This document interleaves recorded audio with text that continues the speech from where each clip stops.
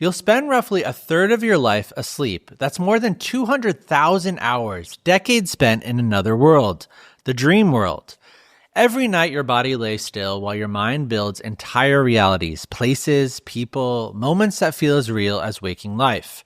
And yet most of us forget almost everything we experience there. Maybe you're someone who shrugs off dreams as random noise, or maybe they terrify you. The nightmares, the sleep paralysis, the strange symbols that stay with you long after you wake. Or maybe you've had dreams that felt like they were trying to tell you something. Moments that made you wonder if there's more happening here than we think. In recent decades, neuroscience has exploded to reveal that dreams are actually data. Emotional, psychological, and maybe even spiritual. They hold powerful clues to who we are, what we fear, what we long for, and what we've yet to face. That's why we sat down with Dr. Baland Jalal, one of the world's leading neuroscientists studying dreams, sleep paralysis, and consciousness itself. He works at Harvard and is in a unique position to bridge the gap between science and spirituality. If you're new to Mighty Pursuit, we exist to help you make sense of the whole person, mind, body, and spirit, not as vague wellness cliches, but as deeply interconnected parts of your everyday experience. We believe putting the whole person back together is the key to living well. In today's episode, we're zooming into our truth category, exploring what dreams reveal about God, consciousness, and the nature of reality itself.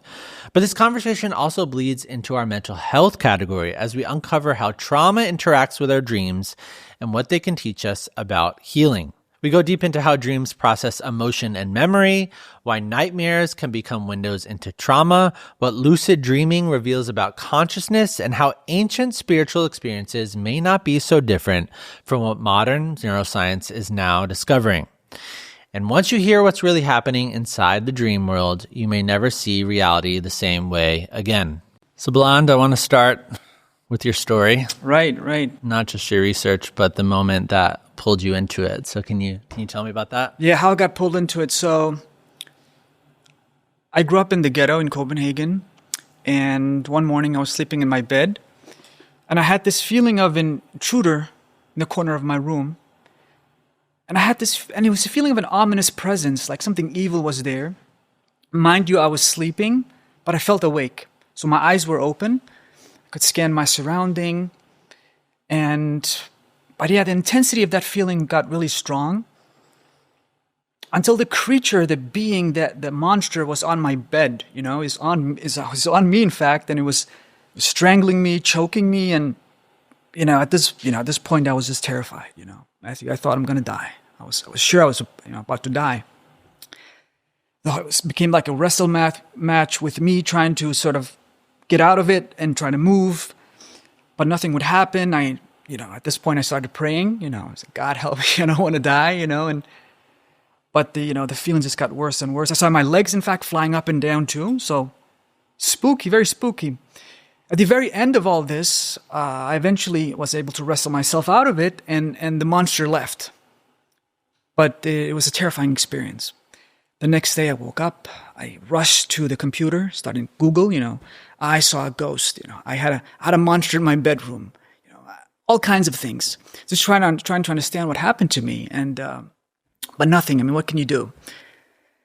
I couldn't go to my parents. What do I tell my parents? Like, there was a ghost in my room trying to strangle me and kill me. Mind you, I was like the black sheep of the family.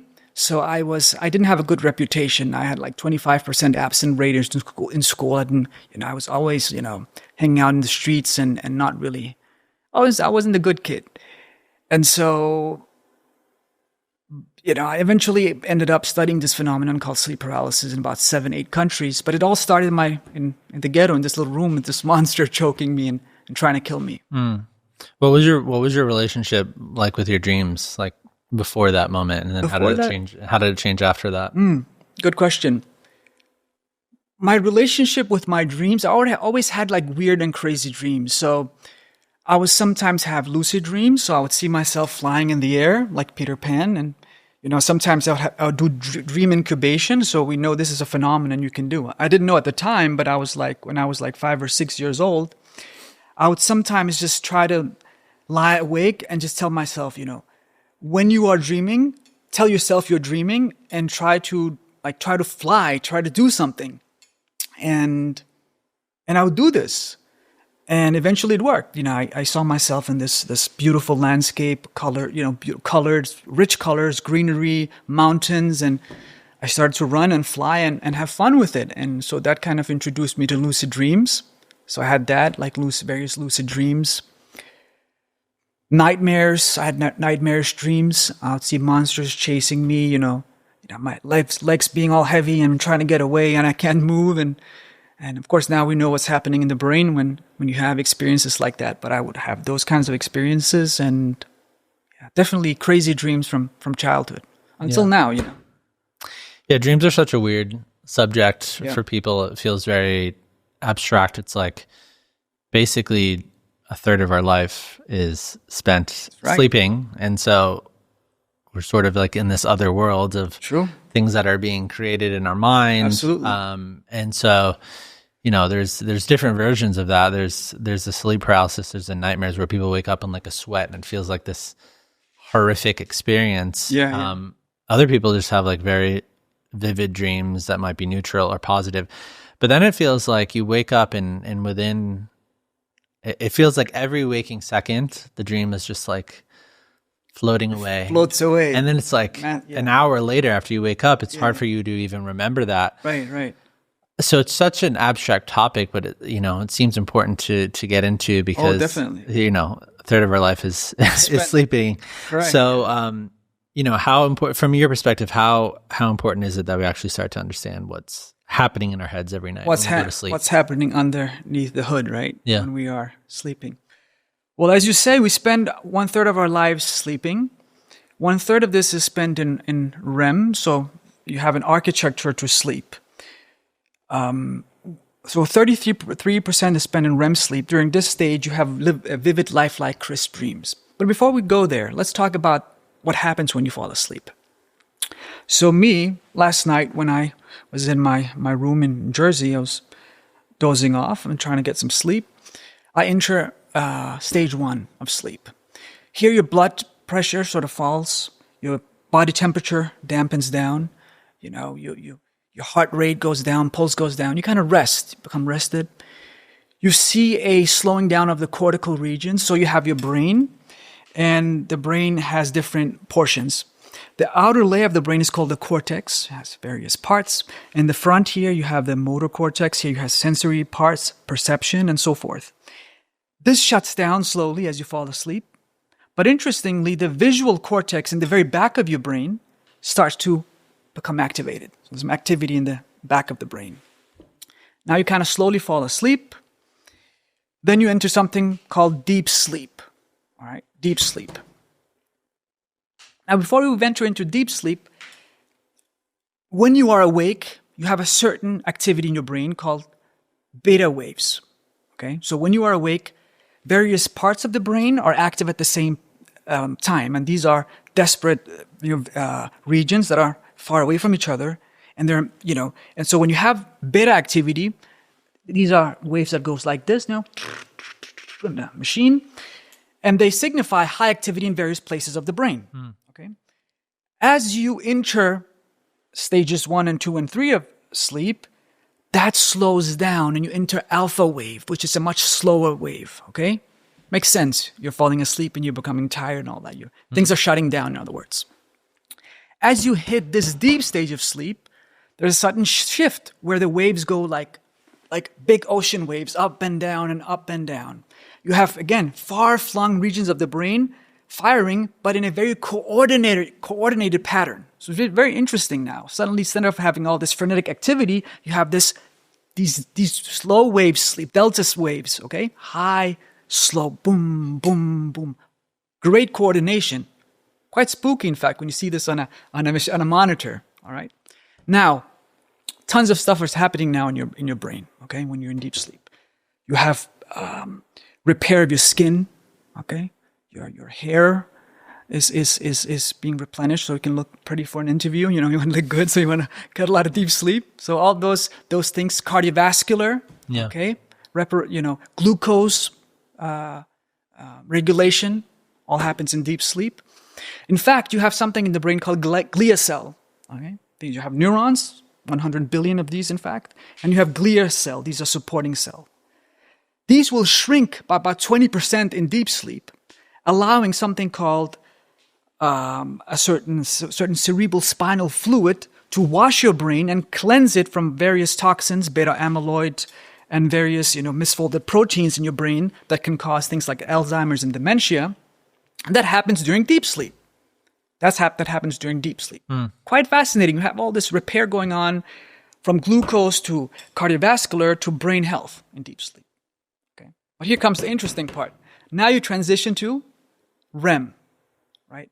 And as you transition to REM sleep, in the back of your brain, right here, there's something called the brain stem, and there are two structures, the pons and the medulla. Okay, these are in the very back of your brain, important for things like respiration and heart rate, even, and things like that. A tiny stroke, in fact, in the brain stem, and you're dead. You can have a iron rod puncture the very front part of your brain, and you'll survive. Okay, you may have some personality quirks, but you will survive. A tiny stroke in the back of your brain, in the brain stem, and you're dead. Okay, now the brain stem will release certain chemicals called glycine and GABA. These chemicals are what you might call inhibitory chemicals. So the brain works in this way. It has chemicals for activating and putting the brain on fire, kindling things, making it active. These are excitatory, like dopamine, glutamate, and so forth. Dopamine and acetylcholine, they make the brain active. Whereas GABA, glycine, they calm things down. So you have these inhibitory neurotransmitters stripping down your spinal cord, alpha motor neurons in the spinal cord, and paralyzing your entire body during REM sleep. So in fact, you and I, and all of us in here, were paralyzed from head to toe during REM sleep last night. Completely paralyzed. Now, Matthew might ask, how come you're paralyzed? Why would your brain go to the length of paralyzing you during REM sleep? What's going on there? And the answer is simply this. Your brain is clever, very clever now. It knows that during this stage of sleep, you will have these vivid, lifelike, crisp, bizarre, and surreal dreams. Okay, where you see yourself on the moon, wrestling with an alligator. Okay, you might have tea with the queen at the same time and meet Messi, and everything is warped. Time, place, people are warped. Okay, so your brain says, look, buddy, if you were to act out these dreams and hurt yourself and your sleeping partner, you might end up, in a problematic situation. So I'm going to paralyze you from head to toe. Very clever. In fact, there's a condition called REM behavior disorder where there's no paralysis. This paralysis is gone. It's out of the window.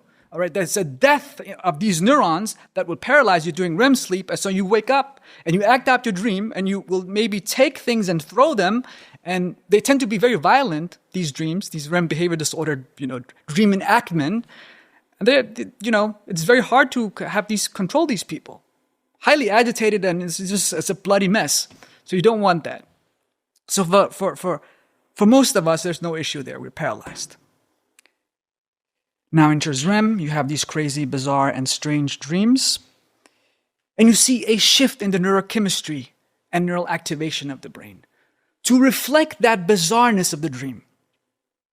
For example, in the very front part of the brain is called the prefrontal lobes. And it's comprised of two key regions. One, the medial part. That's the middle part right here. Okay? And beneath your forehead. Around here. And the sides of your brain, called the DLPFC, dorsolateral prefrontal cortex. It's a big word, all right? But it's simply the sides of the prefrontal. Now, this part of the brain, the sides of the prefrontal, shuts down during REM. And it's also the part that's important for things like logic, a sense of narrative, cohesion. I know I'm here in Matthew's studio. I'm lecturing. I just came from New Jersey. Yesterday I was in Los Angeles. I came here and flew out here. I'm Baland. I'm sitting. I'm wearing a tie. All these logical beliefs and concepts, I can construe a reality that's cohesive and has a clear narrative. But because that region shuts down in the REM stage of sleep, we are presented with a world that's illogical. Okay? So simply represents this. In fact, in my dream, when I'm dreaming, I do not know that I'm dreaming when I'm dreaming. Right? I simply lose my sense of self. Why is that? Again, the DLPFC can explain that. The shutdown in that region. Okay? But of course, there is a self in the dream as well. Like, I am there, Baland, and I know I am me, and I have certain feelings. I have things like jealousy. I have feelings of embarrassment, for example. I may feel like various self-referential feelings are there, and there's a self. And that's because the medial prefrontal is still active. And that part is important for self-referential thinking, for tying emotions to intellect, and having a sense of self. That's still somewhat present. So you have that during the stage of sleep. Okay? Now Matthew might say, well, sometimes I feel like I am in my dream, but I see myself from the outside like a Netflix movie. So it's like watching myself in a Netflix movie, and I'm going about and I'm doing certain things, but it's like a third-person perspective. But yet other times it's a first-person perspective, like here and now. I see my arms and legs in front of me and I'm walking about. Or you might occupy somebody else's body. So I've seen myself, once I was literally embodied, I was occupying a bird's body. That might happen in a dream. Literally, the sense of self is fluent and loosened up. And the explanation for this is that in the right side of the brain especially, but in the parietal lobes, you have a multimedia studio. So your sense of building a sense of self in a way where you have a self that is embodied in flesh and bone. You walk about and you can say, okay, I'm Baland, I occupy this body, this is my body, here and now. That is constructed in the parietal lobes in regions like the TPJ, temporoparietal junction, fancy name for just neurons creating a sense of self. And that shuts down also in REM. The physical health implications of what you're talking about, it was just really struck as like some of that research is becoming more and more prominent and more mainstream of all of the rejuvenative effects that happen when we're actually sleeping. Oh yeah. And then just hearing about the changes that are happening in the brain that actually create the dream landscape. Dream landscape is just fascinating. And the idea that we actually get like paralyzed when these things are happening. Absolutely. In some sense, it feels like throughout history, a lot of people have put significance on dreams, but we now in the 21st century, I feel like people look at their dreams somewhat as white noise. Like it's become this hyper focus, this hyper spiritualism around dreams, but then now it's kind of like it's meaningless. Nothing's happening. And so what do you feel about that trajectory, about the actual contents of the dream? Actual content? Yes. It's a great question. Well, it comes to my point, that the fact that you have certain parts of the brain shutting down and others being active and so forth. And I could keep going for a very long time. I mean, that's why I kind of stopped myself before I sort of, got into lecture mode, because I could say, well, look, the reason why you feel you're on a spaceship and floating, well, that's because the vestibular neurons in your brain are firing away, and therefore things are spacey and your body is floating. Or I might say, for example, the reason you're creative and things are spacey and all that, that's because noradrenaline, the chemical important for focus and, a sense of a straight and constrained thinking, that also goes away. And so things are spacey and things are all over the place. Or I might say even that the default mode network of the brain that has to do with, again, spaciness and creativity also turns on. And all that with all that, I'm trying to say that there is a brain substrate. There's an underpinning in the brain that explains the brain, that explains the dream in a very sort of specific way. So when I am, seeing myself on that moon or on that beach where everything is just messy and everything is crazy, well, there's a underlying brain factor for this. Literally, like, when you scan somebody and he's dreaming, you will see the motor cortex is actually active when he's running. Or when he's being chased by a monster and you feel like his arms and legs are sort of being pulled by strings, like being a puppet on a string. Well, that's because the central motor generator of the brain that has to do with involuntary movement, that fires sporadically, and so you can't control your arms and legs. So with all that said, there's definitely a brain reason for the dreams now. But at the same time, there was a theory by a former colleague of mine, one of the great neuroscientists of dreams, Hobson, who I got to know. He was a great guy, very warm, kind person. He had this theory that, dreams represent the fact that, the underlying craziness of all these chemicals firing and shutting up and being active, and PGO waves in the back, in the brainstem, putting the visual cortex on fire, almost. All that explains dreams, and your brain is merely making sense of this narrative. It's just trying to make sense of this, and that's what dreams are all about. But I think we're moving away from that picture from a neuroscientific perspective, whereby we can say, well, there are other factors as well. Dreams can heal. They have a subconscious component, so your subconscious thought will drip into the dream. So the hippocampus, for example, the memory part of the brain, is actually hyperactive also in REM and dreams. But if you want to go, what about spirituality?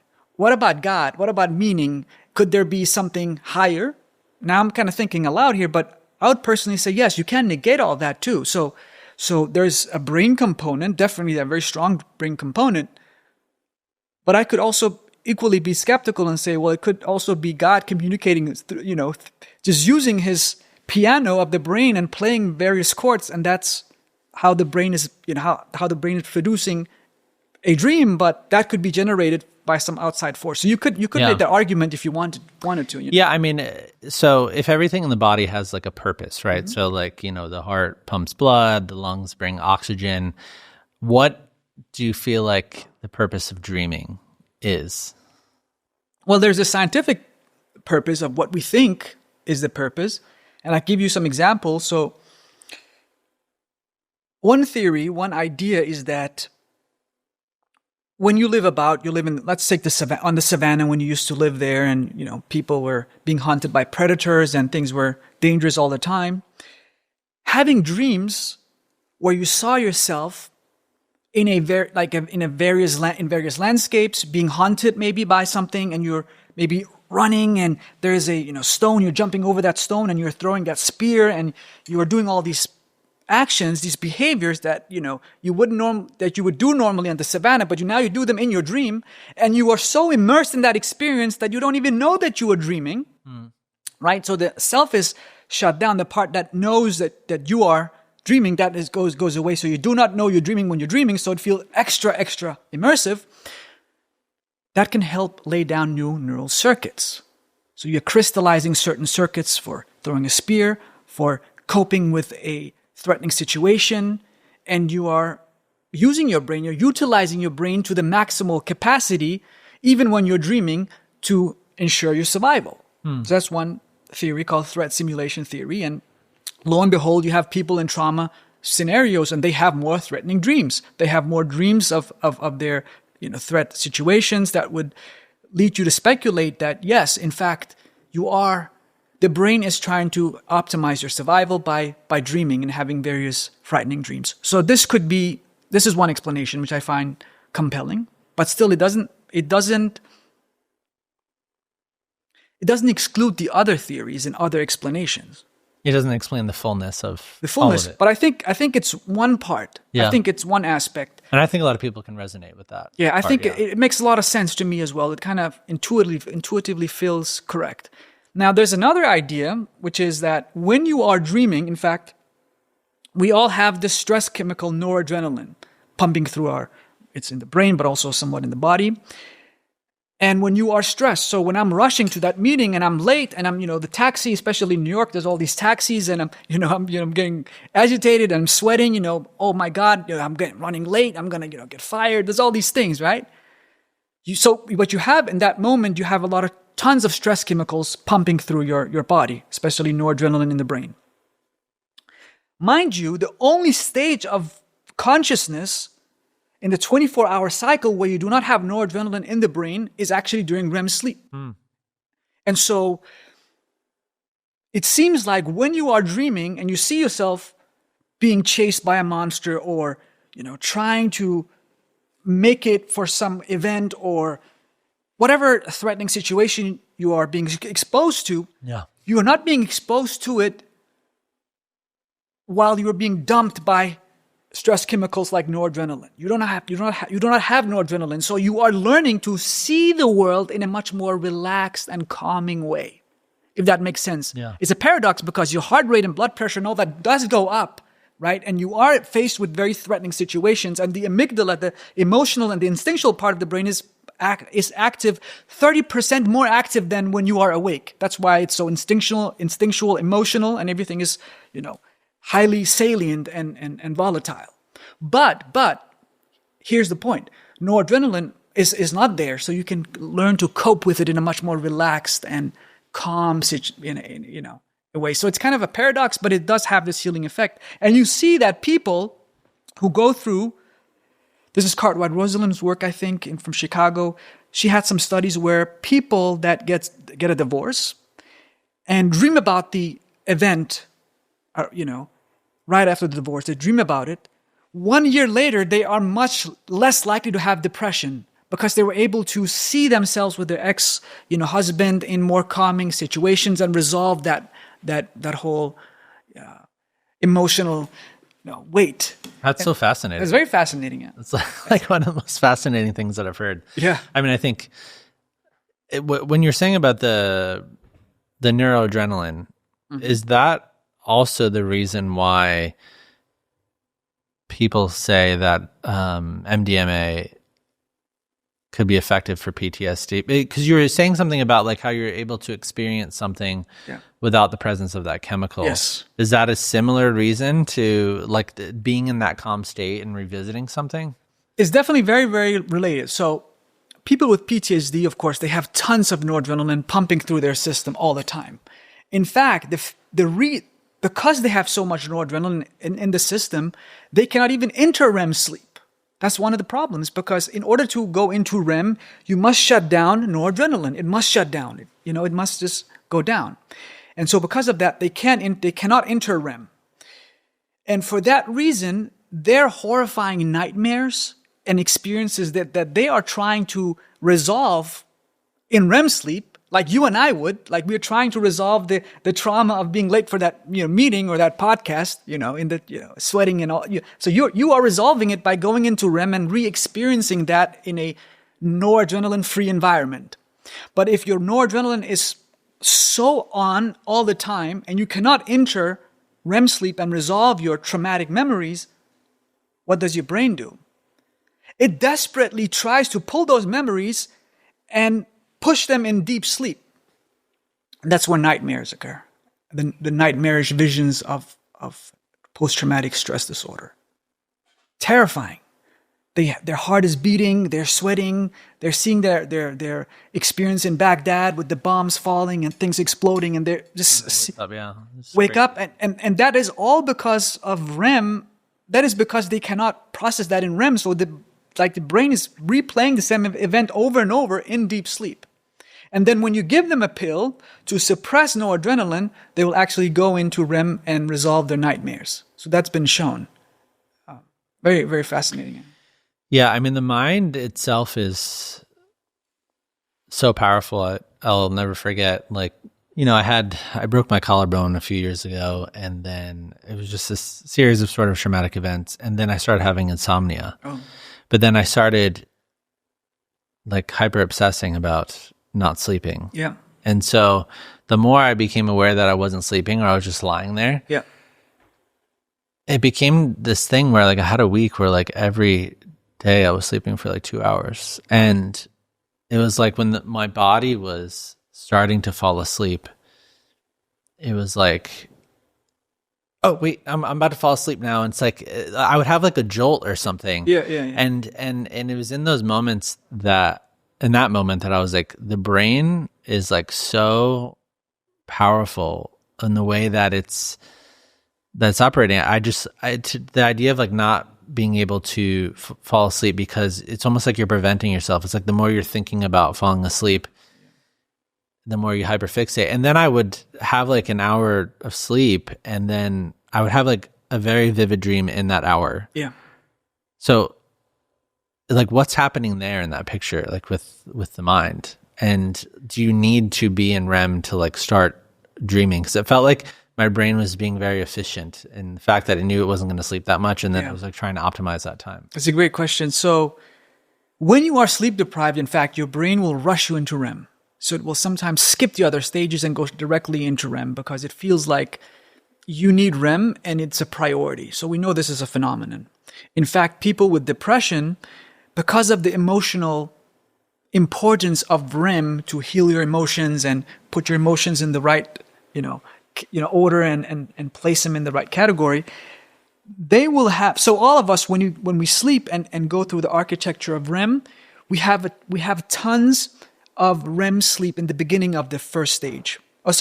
Deep sleep in the beginning of the first stage. So you have a cycle of stage 1, 2, 3, 4. So stage 1, 2, 3, deep sleep and REM. This is one cycle, 90 minutes. And if you sleep about 7 or 8 hours, hopefully you did, you have 4 of these blocks, all right? Yeah. Throughout the night.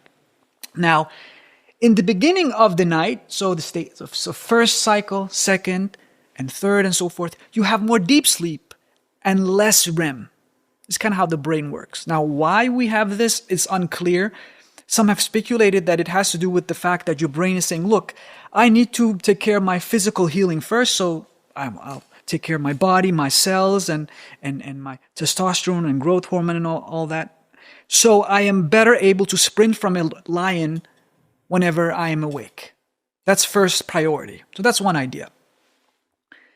Now, people with depression, because of their emotional needs for healing, they will literally go, instead of having just a couple of minutes of REM in the first part of the night, they would have like maybe 20 or 30 minutes of REM early on. Okay? So they have tons of REM. So the REM onset and latency is it's just on fire for people with depression. Tons of REM. And of course it comes at a cost.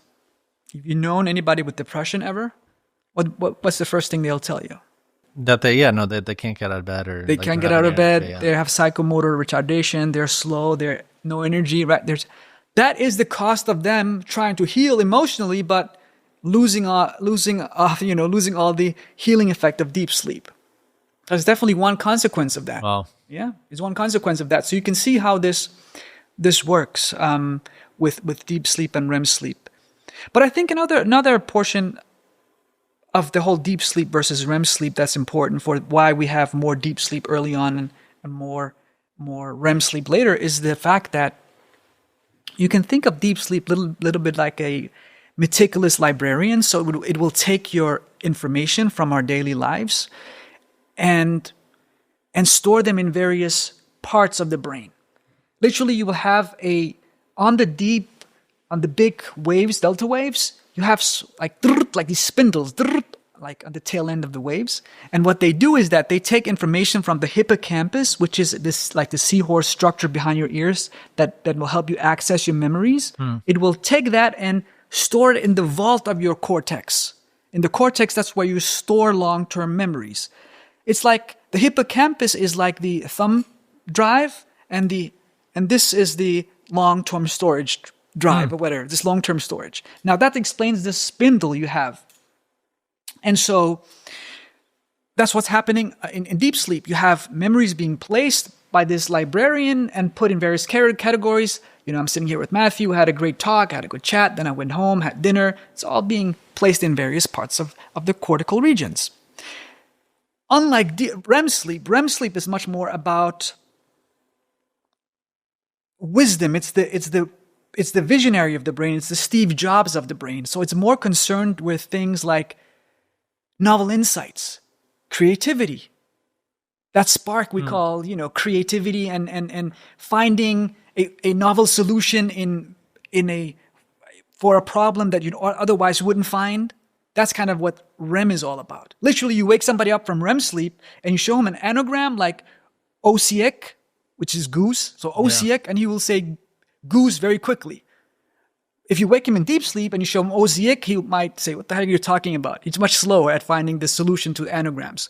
You are much more creative in REM dream. That is creativity. Or if you have tons of REM sleep and I show you a virtual maze, you will be much more likely to find your way out of this maze. You find solutions very quickly.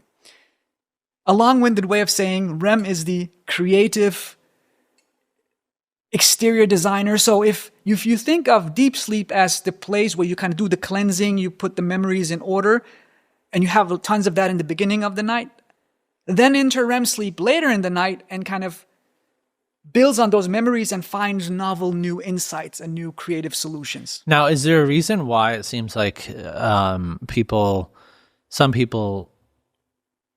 quote unquote, dream more than other people? Or is it a reality where everybody's dreaming, but they just don't remember what they dreamed? Great question. So, definitely, all of us dream during REM. All of us. In fact, you even dream in non-REM states. Every night. Every night. The entire thing. So last night, you have tons of hours of blockbuster Hollywood movies playing in your brain. So you all have this. And then you might say, well, and then you can actually continue to actually say, even in the other stages of REM, you have short, brief snippets of dreams.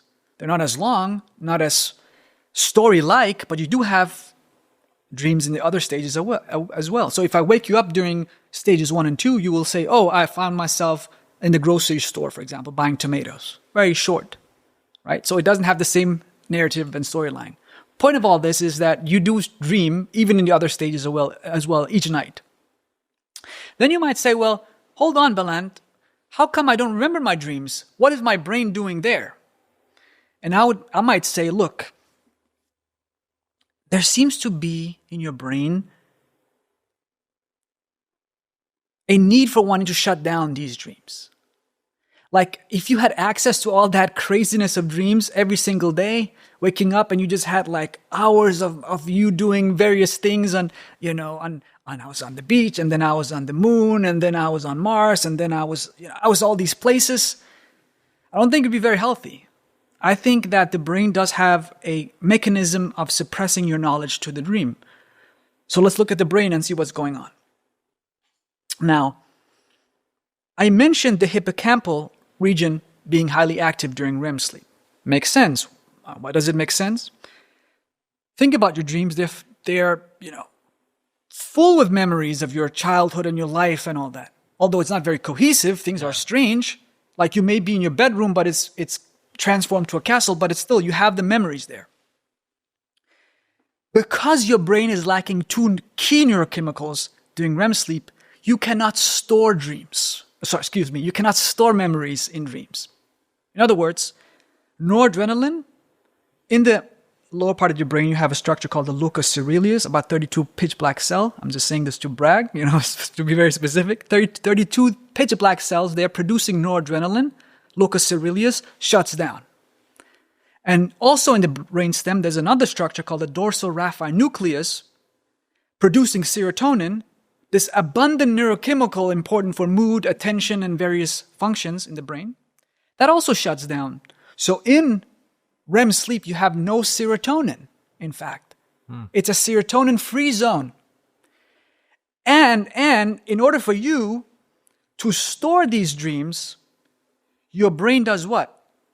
It has no way to store them without these 2 neurochemicals. So everything is stuck in the hippocampus, and there's no transference to the cortex. So this is sort of the suppression mechanism. This is a suppression mechanism I'm talking about. So you have that, and that is the reason why the brain, and because another neurochemical, by the way, I don't want to overwhelm you with all these neurochemicals, but because acetylcholine from the brainstem is hyperactive, that is always, so the brain is always output fixated. It's always in the business of creating stories and creating new stuff. It's output fixated and not input. It cannot store memories, and you cannot store stories, but it can create new stories because of these 2 neurochemicals being absent. But when you wake up, at the moment when you're jolted awake, as you mentioned, that you wake up and you kind of have the first few seconds of wakefulness, the very process of wakefulness is a process where your brain floods itself with noradrenaline and serotonin. That's what wakefulness is all about. So all of a sudden it turns on. It turns on like rapidly, and because of that, turning on these 2 neurochemical, you have access to your dreams, as one of our colleagues were chatting about before. That is when you want to write down your dreams, because you have a temporarily have it's a access temporary to window. Temporary window, yeah. It seems like, the idea of the subconscious, and there does seem to be something inherently meaningful about some dreams. Yeah. Let's just say, you broke up with your boyfriend 10 years ago, and all of a sudden that person is just like you're starting to get you're starting to get these pictures of you together, or something happens. It's almost like this concoction of things that we fear or that we want, and then there's other things that just like feel incredibly random. Like you wake up and you're like, feels like there's no significance to that. What do you make of the wide spectrum of dream content that ends up happening? Because it doesn't just feel like I just created Star Wars in my brain sometimes. Yeah, it's exactly. There's definitely a component of past memories that are being replayed. For example, one of the most common dreams that you might have is being late for an exam. It's one of the most common dreams people have. Or a tooth falling out. You might ask, Matthew might ask, how come you're a 40-year-old man? What the hell are you talking? Why are you dreaming about your teeth falling out? What is that about? And I might say, look, you have no clue how traumatic it is to have a tooth fall out. And I had my niece Sophia a few years ago. Her teeth was loose, and we were all trying to catch her. So we were running around the house trying to catch her to get her, pull out her teeth with a string. We pull it out. Imagine how traumatizing that might be. I mean, think about it. Here you have a tooth is loose and you're trying to pull it out. It's pretty hectic. It's I wouldn't say traumatizing, but it's overwhelming emotionally. So you're still running that circuit in your brain, and it represents a overwhelming sense of fear and horror. Same with the exam situation, that's kind of similar. So I can see definitely with relationships or, first loves and these kind of things, the circuits for that are highly crystallized. They, when we can go to neuroplasticity. When you are young, especially until what's called the critical period, until like age 12 or 13, your brain is hyperplastic. So certain neurochemicals like acetylcholine, the attention system, and dopamine are highly active. And so everything in the world is wired into the circuitry. Literally, there's so much plasticity. And so for that reason, it's kind of like that plasticity. And also, by the way, as a teenager, the dopaminergic system is this highly sensitized. So when you have a first love, everything feels overwhelming. Testosterone is booming. Dopamine is booming. Oxytocin is booming as a teenager. So for that reason, everything is just stored much more saliently. Everything is more powerful. And so you can imagine that circuitry just revisiting you as when you are 35 or 40 or whatever, right? And it just kind of haunts you in that way. And I think that's really what it's about, these circuits becoming reactivated. Now, it's interesting you mentioned your story, the ghosts, and everything like that. What do you make of things that just feel like would use the word like demonic or something like that? What do you make of those experiences? I think for the demonic stuff, there's two components. I think, first of all, me growing up in a ghetto in Copenhagen, I had tons of trauma. I grew up in the ghetto, but as I mentioned, but came from a refugee camp as a child from war-torn Iraq. So having tons of trauma in my family, like in Iraq, my mom saw her, bombs falling and bodies everywhere. And my dad, they both were orphans, mom and dad in Iraq.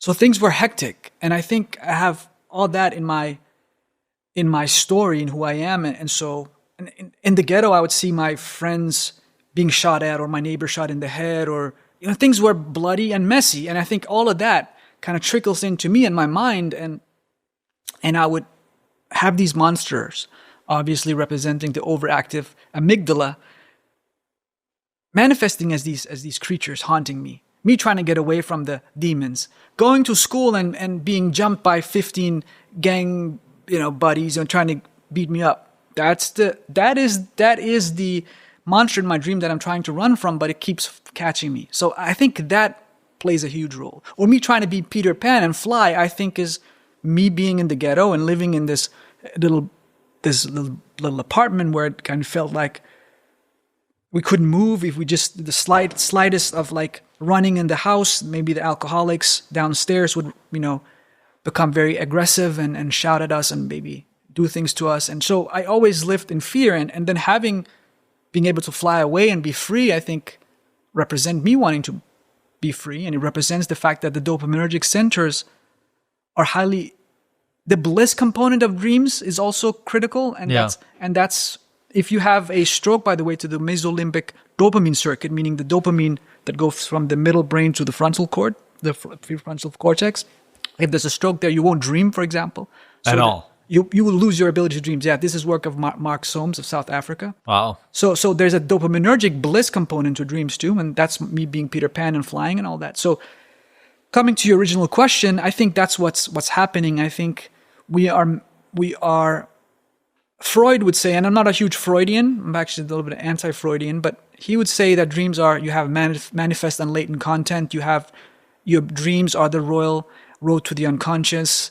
I think that is true, and I think that your dreams will show up in symbols. I think that is true, so he was on point on that. Symbols. Yes, symbols, because you seeing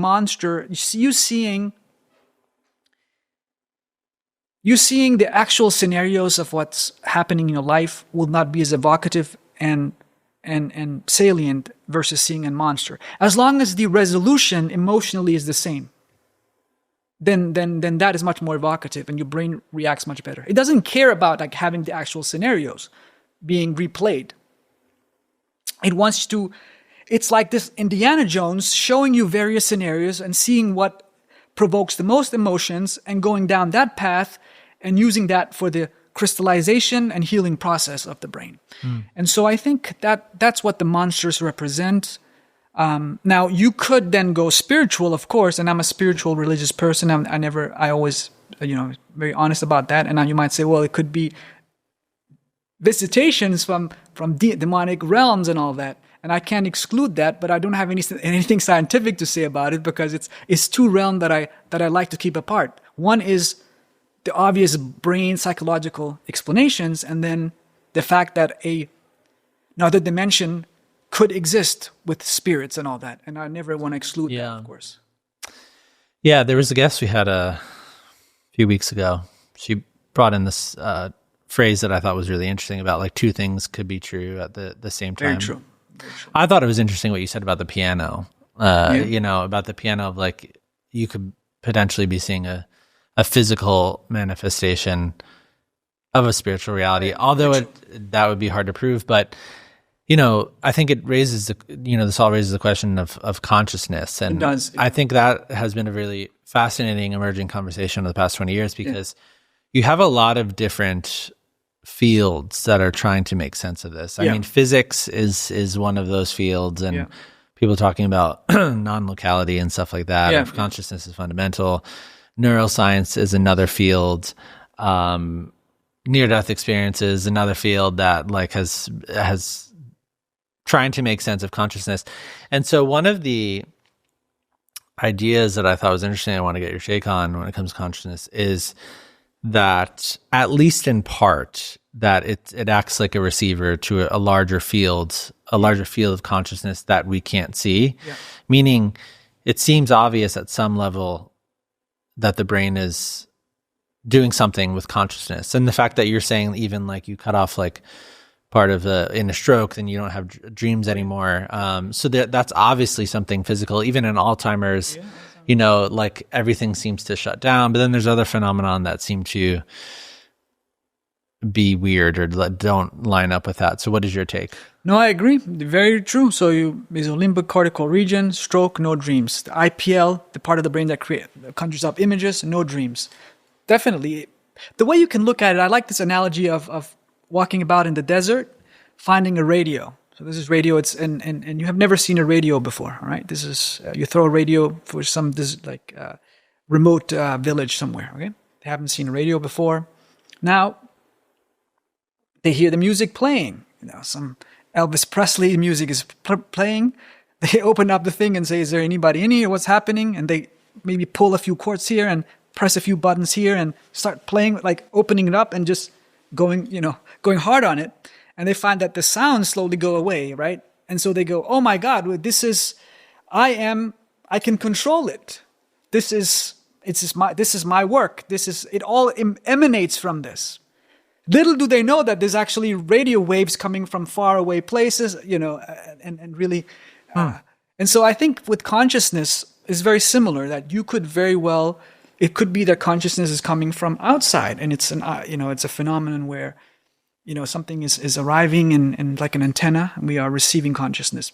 It's plausible, of course, but as a scientist, it's so far from what we know about physics and chemistry as of now that it's like you can't. If I mention this to my colleagues out in Boston or something, they would just laugh. It would be like a joke. This is like when you talk about after that science is done at the when you're cafe having a coffee, right?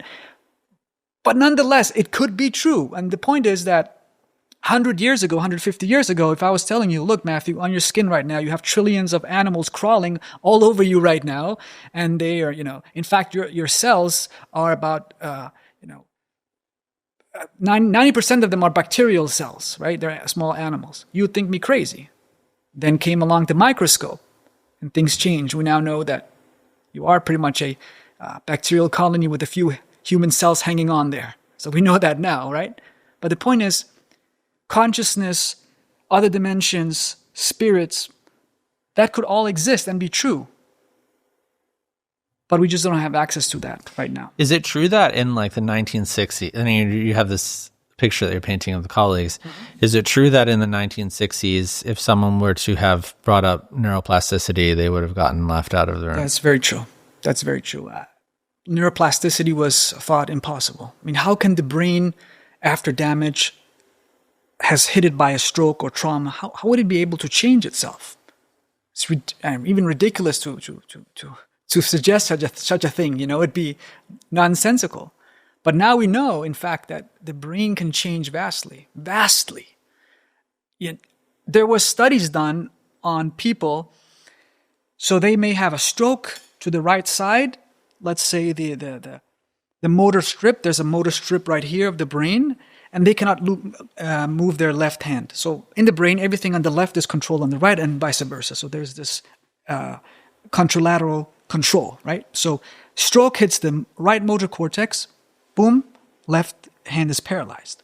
Now, there's therapies where you try to, and this is how actually you can make your heart, you can reignite the brain again and make the cells better. This is, what you do is something where you do constrained induced therapy. This is a therapy that's very powerful. You try to move it anyway. You keep doing it and keep using your arm even though it's paralyzed. You keep using it and and this is very hard, 3, 4 hours, 5 hours a day, immersive practice in that.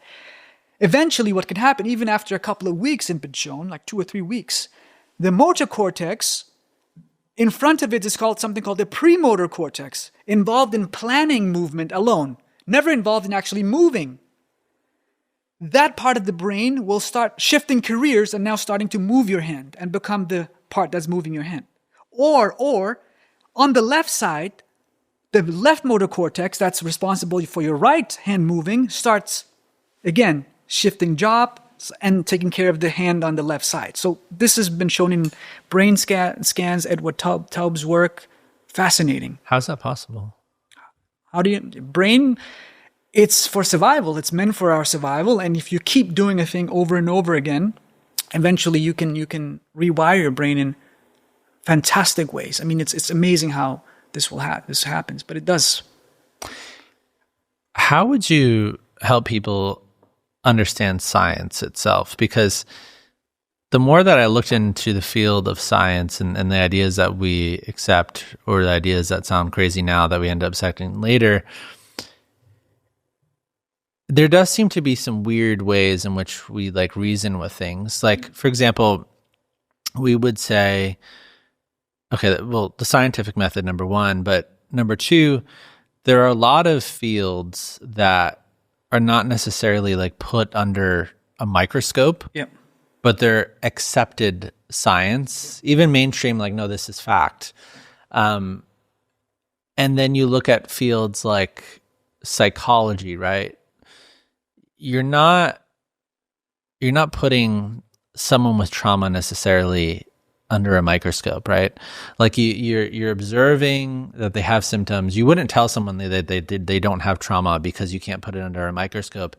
And so, I mean, you're a neuroscientist. How would you help people navigate the science conversation, the way that we make sense of things? I think there are different types of scientists. There are the scientists who are very narrow, and they work on things in a very sort of incremental fashion. And even their way of thinking is very highly speculative. Highly critical and skeptical. So, for example, when I was in California living out there, and I would work with certain scientists, every idea I had, they would say, "Oh no, it can't work. It's too far-fetched. It's too much out. This is too crazy." So, for example, we did studies where we showed that people with OCD can feel contaminated by merely watching you touch a contaminant. So if you have contamination OCD and you watch me touch a contaminant, you will feel contaminated in your hands as if you're doing it. Mm-hmm. Or if you have OCD and you watch me wash my hands, you will feel relief in your hand by watching me wash my hands. And we now have done studies on apps. I did this at Cambridge and at Harvard as well. And we've shown that this can reduce OCD symptoms by 20% by watching yourself washing hands on a screen. Okay. When I mentioned this in California and to various colleagues, they would laugh at me and say, "This guy is crazy. What is he talking about? Could this happen?" But I noticed an interesting trend whereby the greater the scientist, the greater his reputation and just more famous he was in terms of like grandeur and science, the more they were open to crazy ideas. So Alan Hobson, he was open to some of my craziest ideas. Ramachandran, one of the greatest neuroscientists, one of my closest friends and mentors for many years, I told him the most bizarre ideas and he was like, "Yeah, this might work." Told him to some of the successful average scientists, they'll laugh me out. By the way, I noticed two other trends. One trend was the greater the scientists, the more spiritual they were and more humor they had as well. There seems to be a link between humor and creativity as well. You know, humor is all about, it's about a spark. It's about linking seemingly unrelated things and kind of, it has a certain, creativity aspect to humor. And I think I've noticed that as well with having humor and being a great scientist. So humor and spirituality, but generally this is my point. Like Francis Crick, the great scientist who discovered double helix structure of the DNA, my academic great-grandfather in a way, because he was Ramachandran's mentor, he would say, "Look, you can be the guy who works on 10 fundamental problems in science and only solve one. It might take you 10 years, but once you hit that one, you hit the jackpot. That's it. You solve like DNA or consciousness or something, okay? Versus 99% of scientists out there that will work on 10 problems, 9 of them will be basic, this is kind of everyday things, not really important, and they solve 90% of their things, and they go back to their lab and pat each other on the shoulder, you did well, write a few journal articles, but so these are the kind of scientists I've met, and I've always gravitated towards the more crazy out there ones. Well, I'd imagine that at some level, if you're pushing the bounds and like every discovery that's been made, like at some level for its time, it was pushing the bounds of what we thought was possible. True. And so I'd imagine at some level, like the greatest scientific breakthroughs come from being able to put yourself in a headspace of examining multiple possibilities. But of course, it comes at a risk too. I mean, you may spend your entire life never hitting on that genius idea. I mean, I think there's a fine line between crackpot and genius too. There's a fine line. And so where do we... So I think, but definitely it comes at a risk. You may spend years and years of not making discoveries, but eventually when you do, that's when the real reward is. I mean, I asked part of this because, I mean, this is very adjacent to the dreams topic, but I know I mentioned the field of near-death studies before, which I find to be very interesting. Basically, which field, sorry? The field of near-death studies. Oh, near-death. Yeah, NDEs, where... you have like these tens of thousands of cases that have been studied over the past 50 years from these researchers of people who either clinically died and like no brain activity, no heartbeat, at least momentarily. Right. And then they have a set of experiences, right? So there's and this relates to dreams and we'll tie that in. So there's an aspect of science that would look at that and be like, well, those are anecdotes. Yeah. Right. So those are individuals and you can't do anything with individuals. Yeah. But what I find to be fascinating is it's not just anecdotes, it's pattern recognition. It is. And so when you see tens of thousands of people all across the world have a similar experience, like in slightly variant ways, but the core themes of their experience. And one of them, which I found to be the most powerful, is what they call veridical perception, right? And so let's just say I have I have a heart attack here and I fall on the floor, and then I'm just completely unconscious. It's possible I might actually like be dead for like momentarily, but I float outside my body, and then I go down the hallway into those doors, and I'm overhearing a conversation between two of the producers in there. Somehow I get resuscitated. And then in passing, it's mentioned that the knowledge I had of their conversation was exactly what was happening in that moment. Yeah. And what I find to be interesting in that is that you talked about this phenomenon with the dreams of being outside your body. And that seems to be one thing, but this seemed to be an entirely different thing in itself, as someone floating outside their body and then being cross-corroborated that what they saw in the physical realm when they were not in their body was accurate. That would be sort of different than what you were describing with the dreams, where like people say they have like astral projection or something, or you're outside your body. Are you actually seeing your body for what it looks like in that moment? I guess that would be really hard to... You're hard to pin down and really answer. But in terms of the out-of-body experiences, near-death experiences, I think there are several competing hypotheses, several competing ideas. So one is, for example, just to lay the foundation here, if you zap with a TMS machine, a magnet, like you zap the TPJ area, the part that creates your body image, you will literally feel like a ghost is behind you, mimicking you, and you created a ghost, a double of you. So we know this. Stand behind you.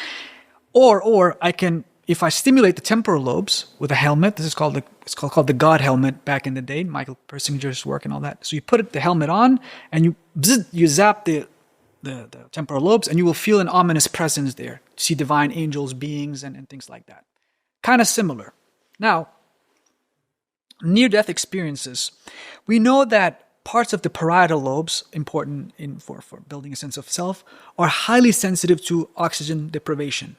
And when you are in a near-death situation, it can explain why you would then feel like your body's floating outside. Now you pair that with endorphins and your brain trying to rush you with all these feel-good chemicals, which happens in these scenarios, and it can explain the bliss being under the tunnel, walking, and you're outside your body. This is one. Other studies have been done as well, showing that people with near-death experiences tend to have more of REM phenomena overall. There's a correlation. So if you are the person who, say, I woke up in the middle of the night, pretty much me, but I woke up and I saw a ghost and I was floating outside my body in REM and I saw myself here and I had an out-of-body experience and I had this conversation with this chap, and you have all these REM phenomena.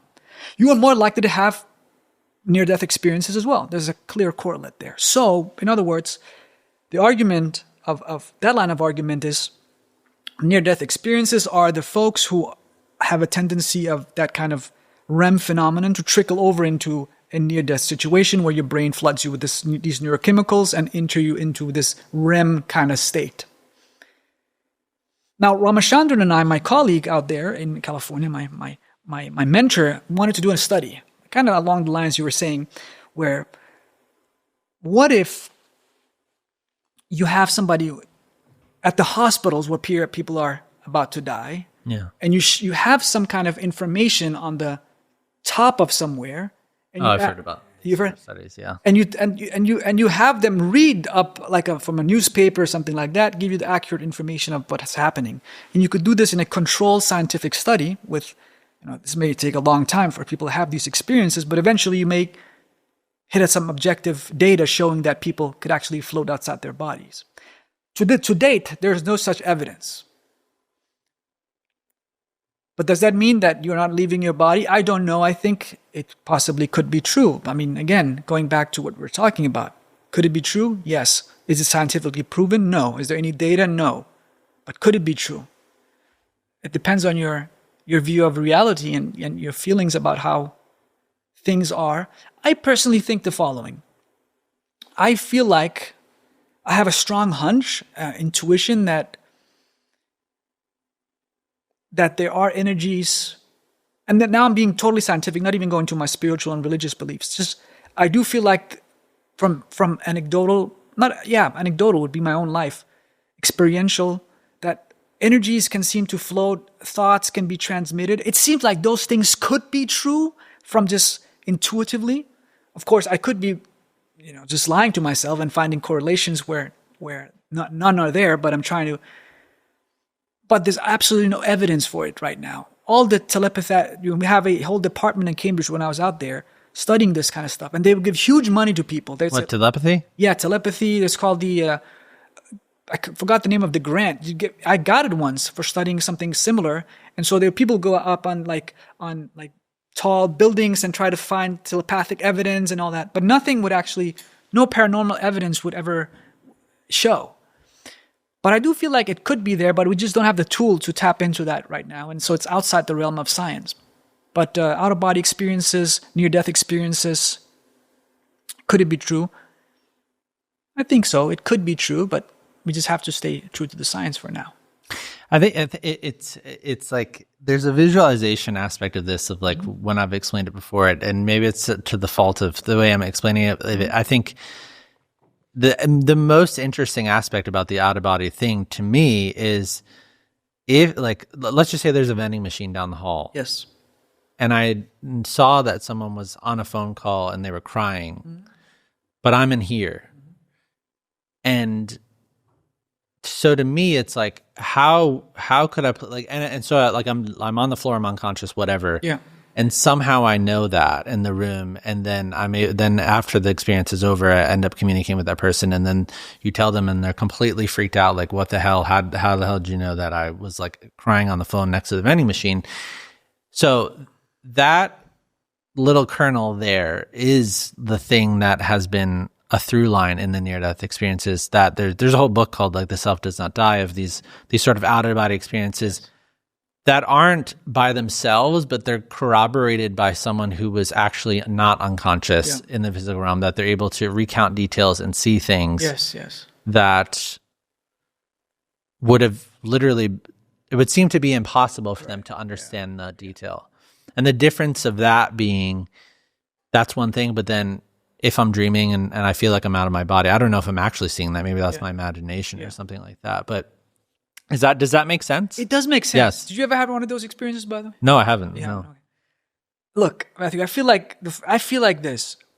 When you are venturing into that world, it's highly untamable.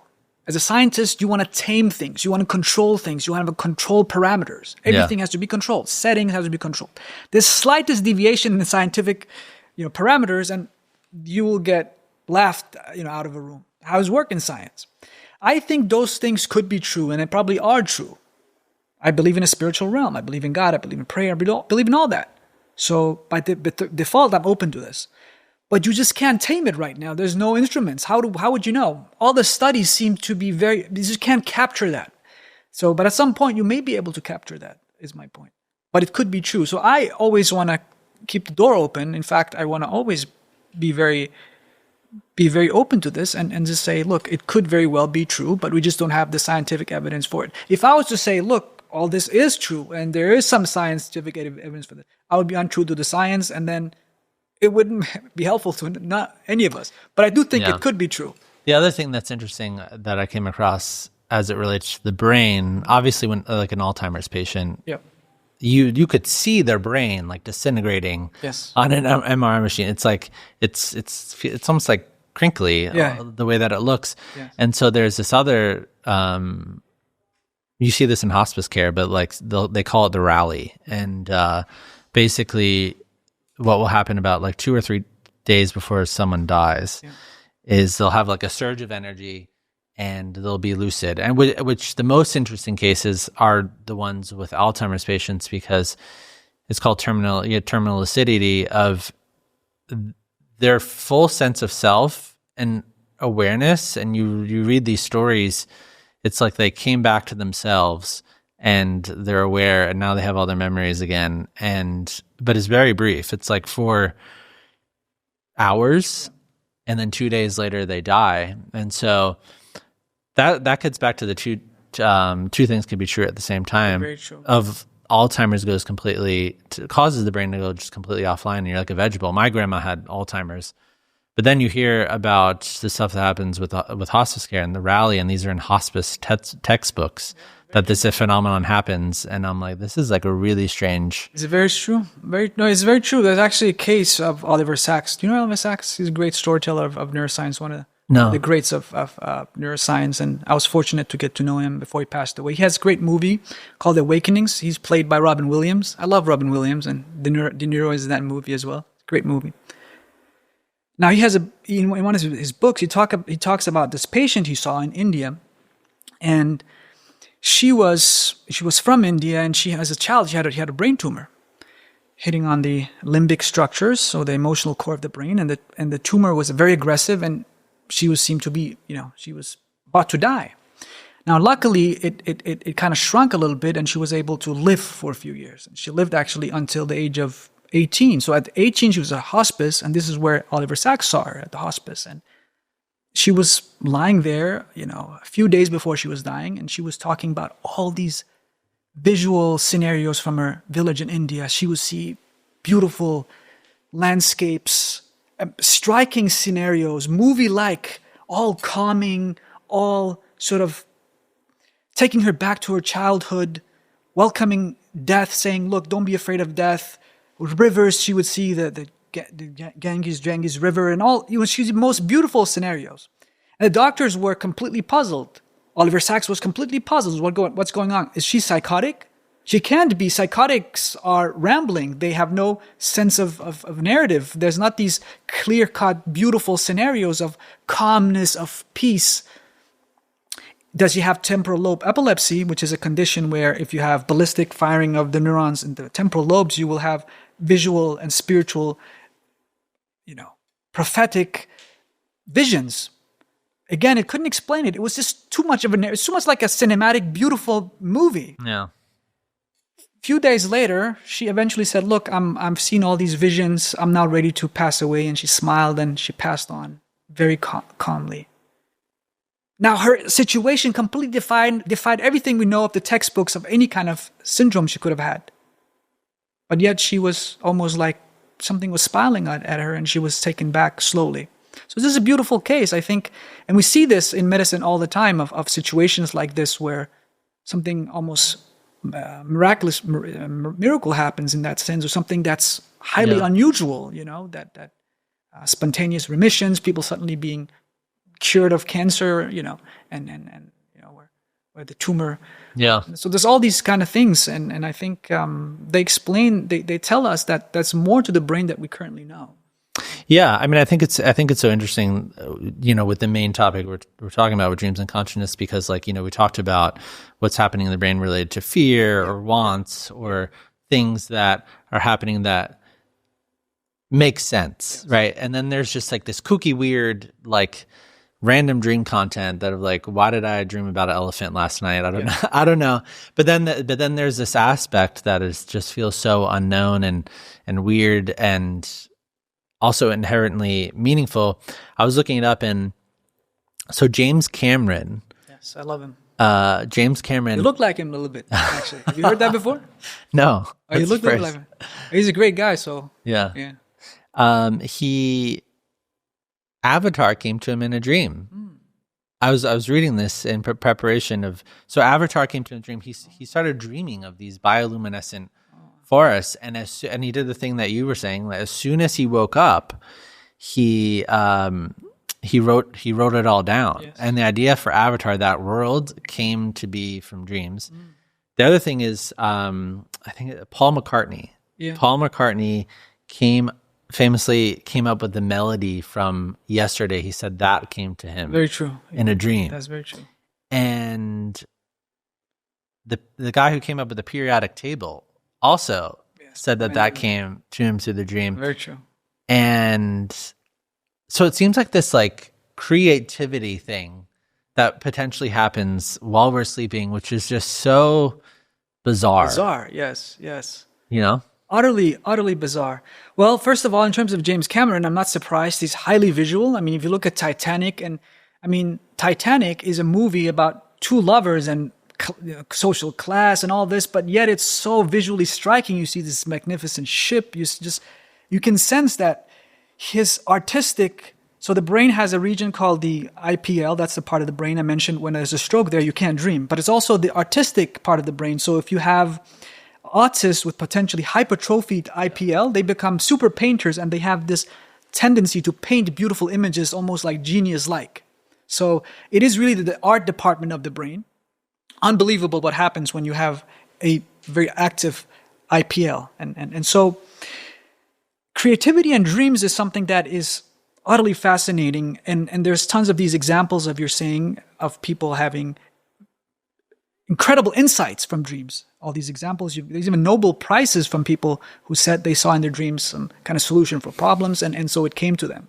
Even myself, in fact, some of my own dreams on the theories of why we see ghosts during sleep paralysis, I spent 10 years on this, would come in dreams. So I would see myself in various scenarios in dreams. I would see various shapes on the wall, and it would kind of give me insights into how the neurological self is constructed. And so I would have those insights too. So what's going on in the brain? I guess it comes down to two things. First of all, the fact that, as I mentioned before, adrenaline shuts down during dreams. So you are just much more likely to relate unrelated things in a creative way. In fact, if I was to wake somebody up from REM sleep and show him the word sun and moon, and also show him the word sun and, say, chair, he'd be much faster at relating sun and chair, even though these two are unrelated. Yeah. Okay? His brain is primed towards creative thinking. Versus you and I, when we are awake, we would say sun and moon. We would say chair and table, wall and, floor. Semantic priming. They're complete. As a REM, somebody from REM is completely primed towards unrelated creative thinking. Now, all this creativity is also triggered by the default mode network. So all of us have this mind-wandering network. When we are awake, we have this creativity network that's active in the frontal parietal lobe. So here, going back, it's involving creative thinking about the world, ourselves, and our place in the world, and all that. It's affected by psilocybin and LSD drugs as well. This default mode network works and makes us potentially more creative. But that turns on in the dreaming world as well, making us more creative potentially and giving us insight. Have you heard of Ramanujan, the great Indian mathematician? Mm-mm. Let me tell you about him. This guy was just utterly fascinating, okay? He lived at about 150 years ago, maybe now. Actually, First World War, around that time in India. He's actually mentioned the movie called, the one with Robin Williams and Matt Damon, Good Will Hunting. He's mentioned that movie. It's a great movie, by the way. I love that. In any case, Ramanujan was living in India. He was poor. Okay, no access to books, no access to libraries, just utterly poor and just had no resources. Yet, and here's the interesting part, he would come up with all this crazy mathematics, utterly fascinating mathematics that was just mind-blowing. And mind you, in other topics in school, he was just a failure, had no success. He couldn't, like history, anything else. Just math, he was just coming up with all these scribbles he would write on the back of envelopes that were just utterly fascinating and just out of this world. Now, what he did, Ramanujan, was that he would send these scribbles to mathematicians around the world. So he would send them to people in England. Eventually, a letter would reach J.H. Hardy of Cambridge. He was the leading mathematician of the time at Trinity College, Cambridge. Nobody like him. He was unparalleled. So his letter from this Indian guy came to J.H. Hardy at Cambridge, and he was looking it over and was like, what the heck? This is crackpot. What is all this? All these math. I've never seen anything like this before. Very strange. He just kind of put it aside and kind of went for his tennis with John Littlewood, his colleague, another great mathematician. He was playing tennis, And as he was playing, he was like something, the scribbles kept haunting him and coming back to his mind. Eventually he went, they must be true The scribbles must be true, otherwise none would have had the imagination to make them up. Yeah. He ran back to his little office in Trinity College, looked them over, and it turned out to be correct. They were all they were right. He got totally surprised but he had solved them in such unique, bizarre code that none had known at that time. Nobody knew this. Immediately, Ramanujan was brought to Trinity College, Cambridge, and within a few years, 3 or 4 years, he made some of the greatest math that the world has ever seen. To this day, it's used for solving black holes and everything you can imagine. Built a great statue of him at Trinity, Cambridge. He's considered a great genius. In fact, J.H. Hardy would say, on a scale from 1 to 100 in mathematical talent, innate and mathematical talent, I am about 20. Ramanujan is 100. He's out of this. He's this off-scale genius coming from India, no resources, no libraries, no books, nothing, and he's solving the greatest math the world has ever seen, perhaps Einstein level or more in terms of math. Look him up. This guy's utter genius. He died after just 3 or 4 years as a young man because he starved in England. He was a vegetarian, so he didn't have. Yeah. He starved pretty much and died. But he left such a great legacy. And now here's the point, but I know you go back to the topic. You know what Ramanujan would say? He would say, God would speak through me in my dream and give me all my math in my dream. So in his dreams, he would get all the math and all the bizarre original symbols that would help him get to his math. It was all in his dreams. And that's how he would tell the Cambridge guys, and they would just say, what the hell are you talking about? What do you mean dreams? You're getting it from your dreams. How are you solving this? And, how are you getting to these equations and all that? And it was through his dreams. So he was utterly fascinating. I was looking up some polls before this. So in one YouGov poll, nearly a third of Americans said they'd had a dream where they possessed deep knowledge of something they normally knew nothing about. Like there's like this learning aspect to go along with what you're saying about something, and then that manifests into like a real world reality. I mean, what do you make sense of that? No, definitely. I mean, there's definitely all these studies, as I mentioned before. We wake up people, and they definitely are much more creative and much more can solve problems much faster than a wakeful person when they're just woken up from REM sleep. So there is that aspect to it.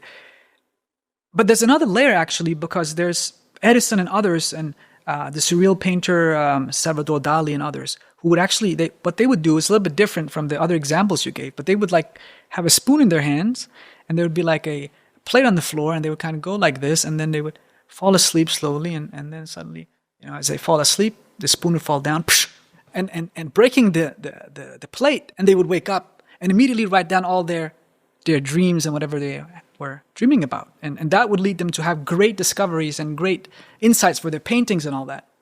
So now you might ask, what's going on here? Is that REM sleep? And the answer is actually no. It seems like REM is one of the creative sweet spots and creative windows of the brain. But stage 1 of sleep, the first stage, because it's a blend of, on the one side, prefrontal deactivation, but visual activation of the visual cortex in the back of your brain. So the brain's kind of in the state of half awake, half sleeping. And so it just gives you, as a window for creativity as well. It's a window of creativity. Noradrenaline kind of goes down, but not completely. Prefrontal kind of goes down, but not completely. The visual is kind of up, but not completely. You have all these elements. And so it seems to also be highly effective for people, to harness of stage 1. So stage 1 and 1, as you fall asleep, as well as REM sleep, are windows for creativity.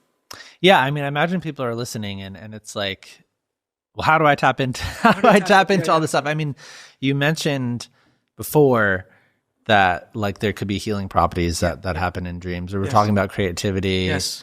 I don't know, messages that are coming from somewhere. I just feel like there's so much of how do we actually utilize this in a way to benefit? Yes, and so what would you say the best way to interact with people? Dreams. It depends on your situation. Okay, so if you are somebody who has nightmares, there are therapies for nightmares. We know how that works. That's a little bit different. So it kind of it goes, if you have a terrifying nightmare. You saw yourself in New York racing cars, and suddenly, boom, you hit another car and you were in an accident. That's your trauma, let's say. A therapist might sit with you and he might go, look, let's make an alternative ending here. So instead of you crashing into this car, you kind of slowly park it over here, and maybe slide around it and park it over here. And this should happen ideally a few months or a few weeks after the accident. Why? After the trauma. Why? Because the brain is highly plastic initially. The more your brain consolidates the memories and crystallizes the memories, the harder it is to change. So it's often better to do it early. And this is a general principle of the brain. Now, each time the traumatized patient brings up the trauma event, this is how trauma is stored. Trauma is actually really it's an interpretation. Trauma is not true. Did you know that today people have more trauma than 100 years or 200 years ago? People are more sensitive to traumas now. And now we just look at the news and watch some bombs falling. Wait, really? Yes, you watch the bombs falling and get secondhand trauma now. We've become hypersensitized. And like 150 years ago, people lived till they were like 35. So, I mean, there's like really crazy circumstances throughout history. It's all interpretation. Anxiety, trauma, it's an interpretation of the brain, not the actual event. There's no good or bad, but it's how you think about it. I think Nietzsche said something like this. Yeah. The point is, when the brain becomes highly sensitized to fear and the amygdala just interprets things as terrifying, you just become more scared of things and potentially could have traumatic memories. So if you have a traumatic event like a car accident and you just it overwhelms you and you imbue it with too much fear, that's when the trauma memory can arise and just really overwhelm you. Now, for going back to your nightmare situation, how you can use it. So what can happen then is a therapist might say, look, when you have let's go over the story again about a car accident. Now we'll reinterpret the story. Instead of you crashing, you slide it, you parked it. Now I want you to go over this story with me over and over. And they do it over and over. And eventually when the person is dreaming about these experiences, he'll have nightmares, but the dreams and nightmares will end in a more positive manner. In fact, if he was to listen to this alternative positive script while listening to a piano chord, like going ding, ding, ding, ding, ding, playing, and he plays that same piano chord as he's sleeping in REM, he'll have even greater tendency to get over his nightmares and trauma. So there's like there's something happening, like work you're doing before you even sleep. That would then influence what's happening with sleep. 100%. And so this has been shown to improve nightmares of people with PTSD by 66%. Wow. If you listen to the piano chord as well, have that pairing while you're awake and then listen to piano when you're in REM, that's about 90% improvement in nightmares.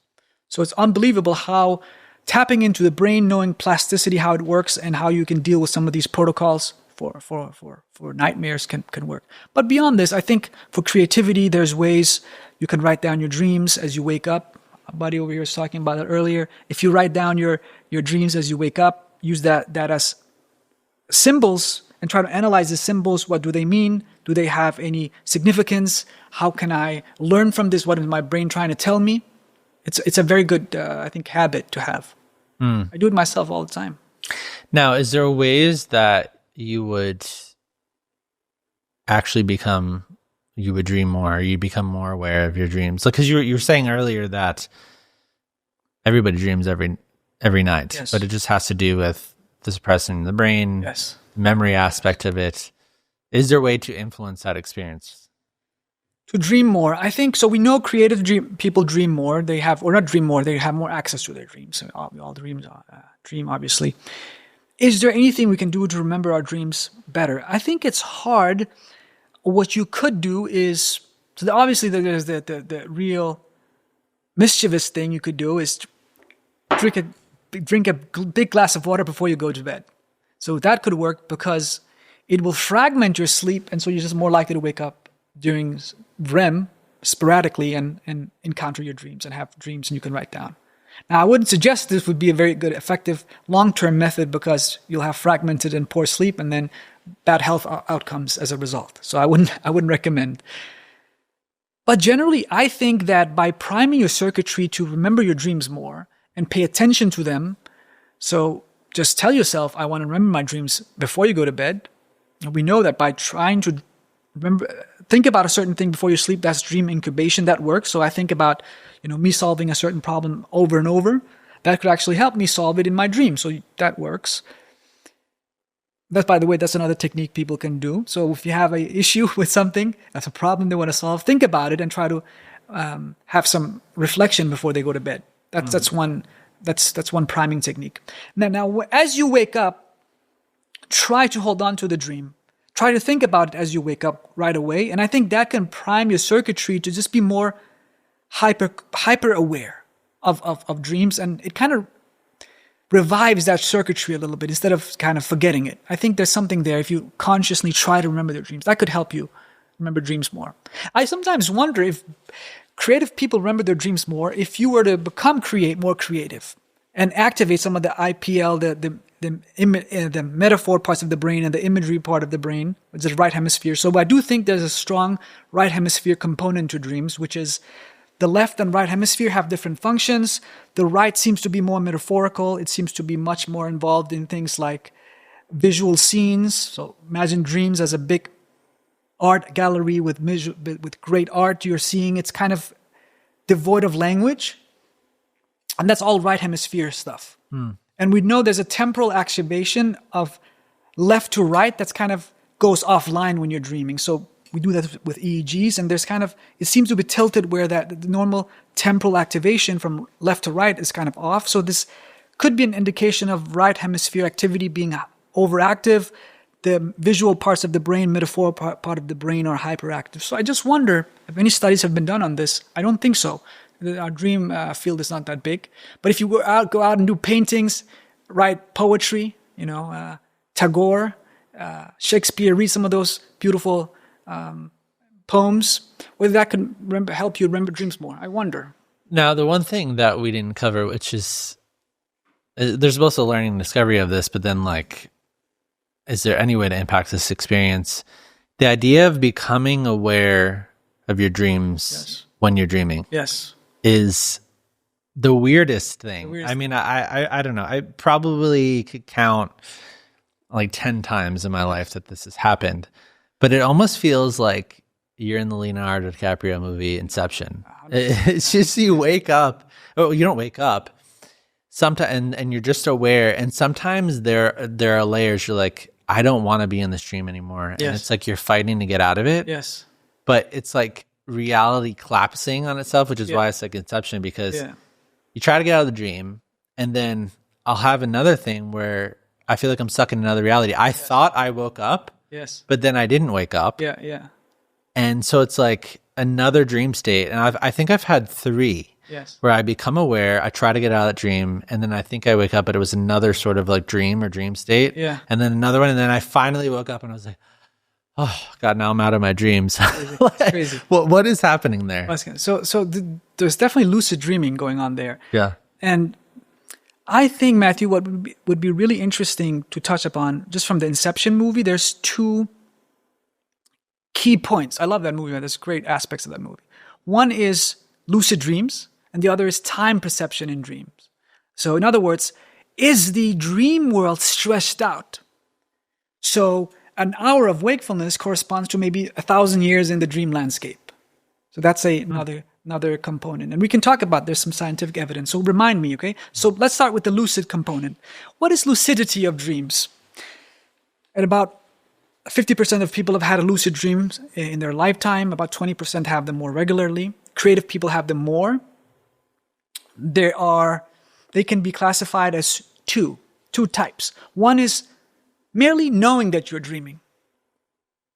I've had this tons of times. So I walk about in my dream and I see maybe an odd Shakespeare character and I go, this can't be right. I wouldn't meet Shakespeare. He's dead. Why am I meeting Shakespeare right now?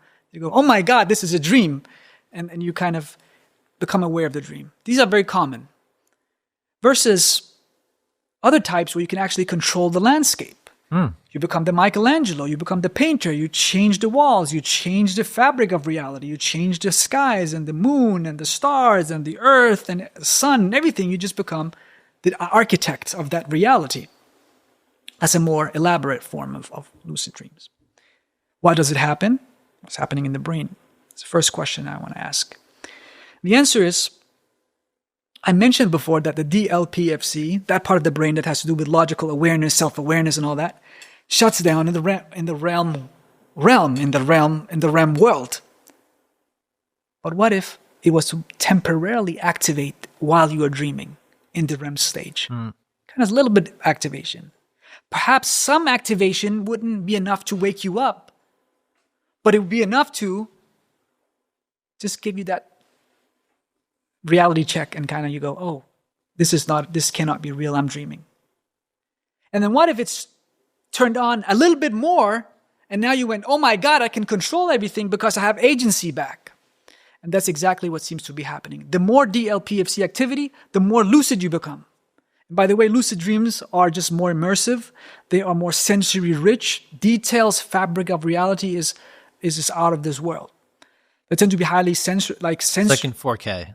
Yeah, definitely. This is James Cameron on steroids, okay? And then they tend to be highly sexual. People dream. Obviously, the fantasies, because of the 30% activation that's higher in the instinctual part of the brain, the dopaminergic centers, ventral striatum, all those regions, and the limbic core, the emotional brain, because they're so active, you engage in sexual activity. That's what people do. The prefrontal is down, so what do?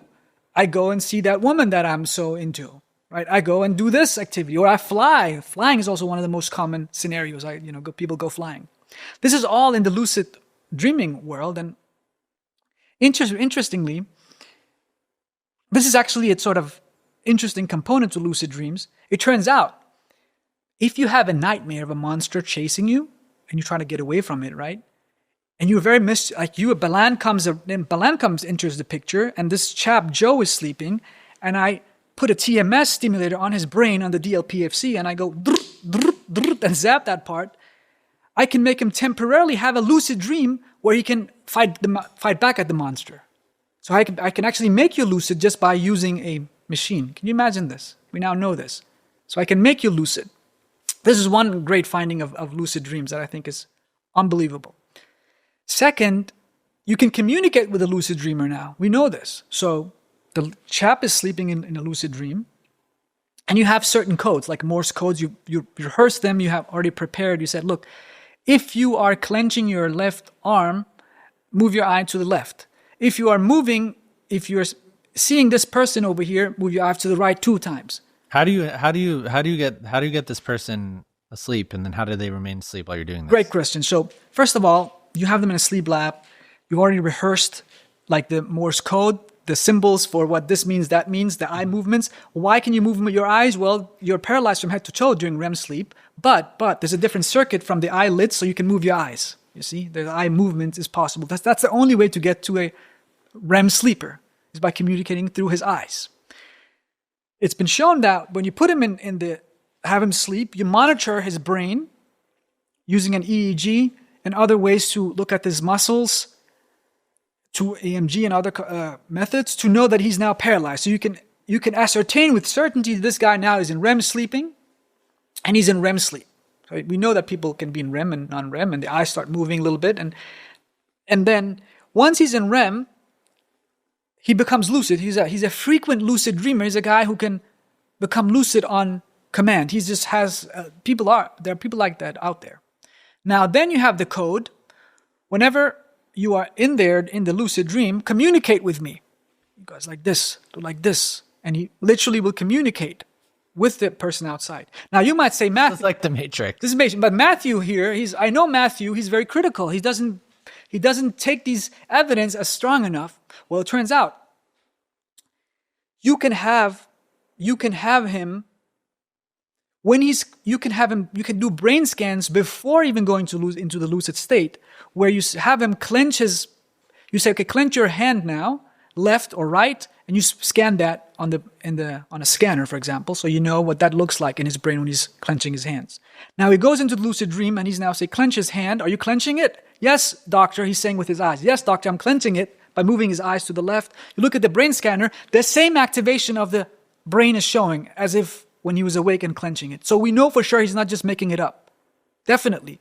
Now there's other studies where people are solving math problems, they are solving certain words and just communicating. So for the first time now, we have found a way to speak with a guy who's dreaming. We have penetrated the impenetrable barrier between the dreaming person in a dreamland and a wakeful person, and we have access to somebody's dreams. That's just wild. I mean, the sexual part of it I thought was interesting as well, because right, so during sex there's an obviously there's an aspect of simulation, yes, physical activity, yes, but someone could be in these lucid dream states and have some sort of sexual experience, yes, and then have an orgasm, yes, while they're sleeping. Yes. So there seems to be some sort of connectivity between the brain. Oh, yeah. But they're not being stimulated. Not being stimulated.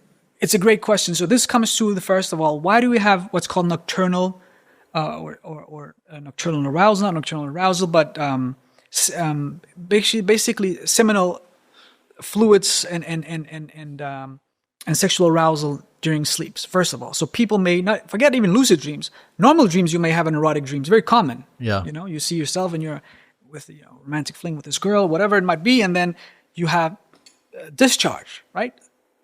Now, what's going on? Well, it turns out a part of the brain is called the hypothalamus. Hypothalamus.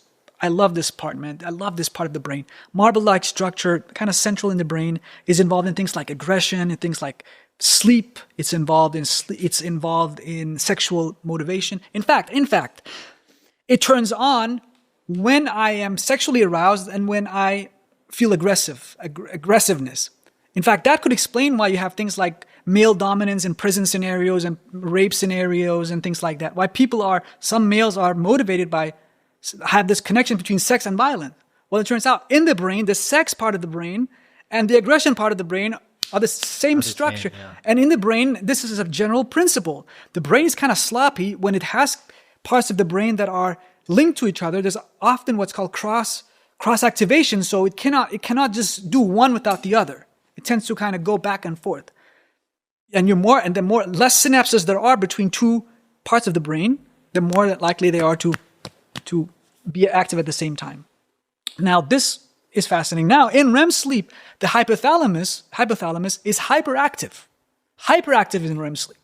Explains the whole sexual scenarios, why you have sex so often in dreams. Obviously, you can get erections and all that because that's not the voluntary muscles, that's involuntary muscles. You can breathe and you have erections. You have the instinctual part of the brain flaring up. Perfect cocktail for sexuality. Bliss, dopamine on one hand, hypothalamus on the other hand, okay? And then you have instincts on the other hand. You have all these regions at the same time, and then you want to dream images of females, sexual people you find sexually attractive to, and there you have a sexual scenario and you have erotic dreams. Then come the DLPFC and turns on a little bit, and then you have control. So what's the first thing you do when the limbic structure is highly activated, when the dopamine centers are highly activated, when the hypothalamus is highly activated? You just rush for that sexual experience. So I think in the brain it makes perfect sense. So fascinating. It is. So going back to the ability to speak to somebody who's lucid dreaming, is there a way that you would be able to more lucid dream on your own? I think so. I think so. There's a low cost tools the tools that I would use in the ghetto as a kid is just to tell yourself whenever I see something really strange, bizarre, try to tell yourself that this is a dream. This is what I did. So I told myself, whenever you see something strange, whenever there's like a bizarre image, you meet somebody you wouldn't normally meet, tell yourself this is just a dream. Give yourself the reality check. That can work.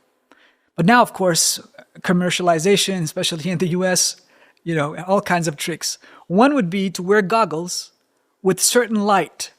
So you have learned, when you have goggles, and you have learned that certain flashes means this is a sign for now that this was a dream, wake up. You wear them as you go to sleep. You enter REM, and as you enter REM, you have your dream, and then you see the light flashing in front of your eyes, and then that can leave you to have lucid, become more lucid just from using that. So that, I think, is a very creative technique for lucidity. Now we're talking about more like positive things, but obviously you're one of the world's leading experts on sleep paralysis. I mean, can you explain what that is? And then a lot of listeners, potentially that has happened to them and they don't want that to happen to them, but it feels like they have no control over it. And what are ways that can be potentially broken or improved? Yeah, sleep paralysis. It's a deep one. So sleep paralysis, the reason why I got into this area is because of all of the scientific things out there in the world, nothing struck me as more important than understanding why you could lie in your bed completely paralyzed, unable to move or speak, yet you could have an intergalactic space alien hovering over you. Okay? Or you might become a ghost yourself and have a conversation with yourself hovering over you while you're paralyzed. And the conversation is usually, who's the real me, the Baland down here or the Baland up here? Okay? Or you might see a witch, you might see demons, you might have all kinds of sexual experiences, rape scenarios are common, while you're sleeping. And then comes the even more spooky aspect of the sleep paralysis episode where you're paralyzed from head to toe, you can't move, you see these ghosts, just like what happened to me as a teenager. The more spooky or the more, I'd say, important aspect is that people will actually get trauma potentially from these experiences, become traumatized as if they were in war, from just sleeping in their beds. And this is what really triggered me. I mean, my experience as a sleep paralysis experiencer as a kid, that experience was indistinguishable from real life. It was as vivid as this conversation you are having right now, yet I was sleeping. I was seeing a monster. I was 100% sure it was real. I mean, how is that not fascinating? The fact you're sleeping and you have a monster and it's just, and the evilness of the monster. It wasn't evil. It was epic proportions of evil. This was the evil of the entire universe condensed into a bubble and just in my little room there and just hovering over me. And now we know that the amygdala is highly active during sleep paralysis. It just blows, it's just out of this world. The activity in the fear parts of the brain. Now, I had to study this more. And as an early teenager, I came across some of the most fascinating studies by Richard McNally, now a great friend for over 10, 15 years, maybe a colleague over at Harvard. He did some studies when I was only a young teenager. He had some studies where he would have people who believe they've been abducted by aliens, Americans, and as they were sleeping, they would have this alien gray come on a spaceship. They're paralyzed, they can't move or speak. The alien would take semen from their sexual parts, so they would have erections, discharge, take the semen to the spaceship, sometimes probe on them, do all kinds of things to them. Quite horrible. Some of these people, when they would then narrate their experiences on tape. So they would go, oh, I had this experience. The gray looked like this. The monster did this to me. It sexually molested me. And they would just explain that on a tape. And then they would listen to those tapes. And the scientists, McNally and my colleagues, would measure the physiological response to this. And lo and behold, it was as active, their physiological response to their molestation and abduction by the alien was as provocative and profound as somebody who had been to war, somebody with actual PTSD trauma. So this was overly compelling. Here you have a guy sleeping, the safest thing of all. He has a space alien abducting him and abusing him, and he's potentially developing trauma from his experience versus somebody who's actually went to war and was carrying weapons and was shot at and saw his best friend die and developed trauma and, this contrast was unbelievable. So this just took me to my own research in 7-8 countries where we've shown that this is actually a phenomenon. When you compare people with who have sleep paralysis in Egypt, for example, where people say it's the evil genies of Aladdin, Jafar, the big evil. Yeah. When they say that's the explanation for sleep paralysis versus somebody in Denmark who says it's just the brain, you'll literally find that they will have PTSD symptoms, they will get depressive symptoms, anxiety. They will say the experience lasts much longer. They will have fear, about 50% more fear. They would have it much more frequently, so it becomes more amplified and just more frequent and salient. What, the more you give validity to it? The more you give cultural narratives and exotic explanations that like space alien or genies, anything evil and terrifying and scary like that can just amplify it, which makes sense. The brain then become hyper aroused and you develop all this nocturnal arousal. Well, that's what I was talking about with me not being able to sleep. The more like the hyper awareness of something, the hyperfixation. Then what's called nocturnal arousal, that you're talking about right now, is simply the clash between the emotional core of the brain and the limbics.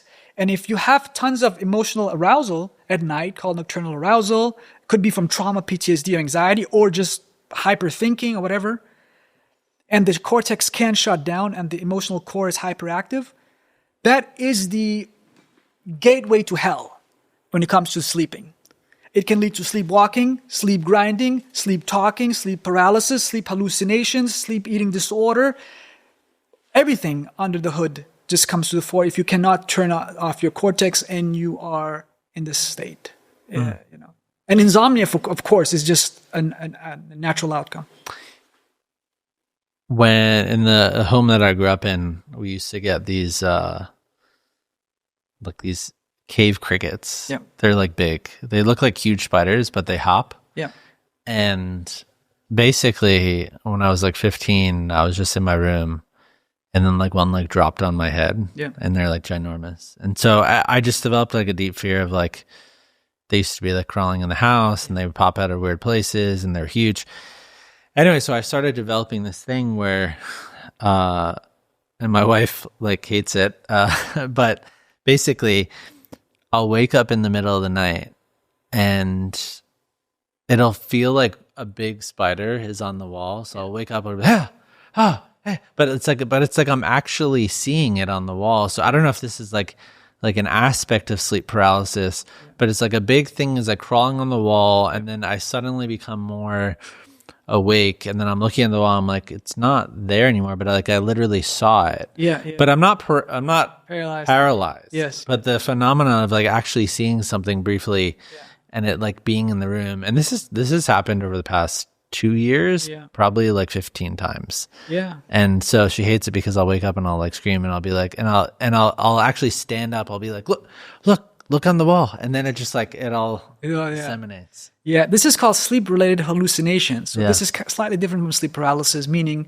it probably happens not during REM sleep since you weren't paralyzed, but we can have ghost visions. So seeing actually crawling insects and spiders and things like that is one of the most common things. So I think there's an innate fear of these creatures when we were, in the caveman days, and so people will report these kind of experiences all the time of crawling, things and spiders, and so this is very common to have this. So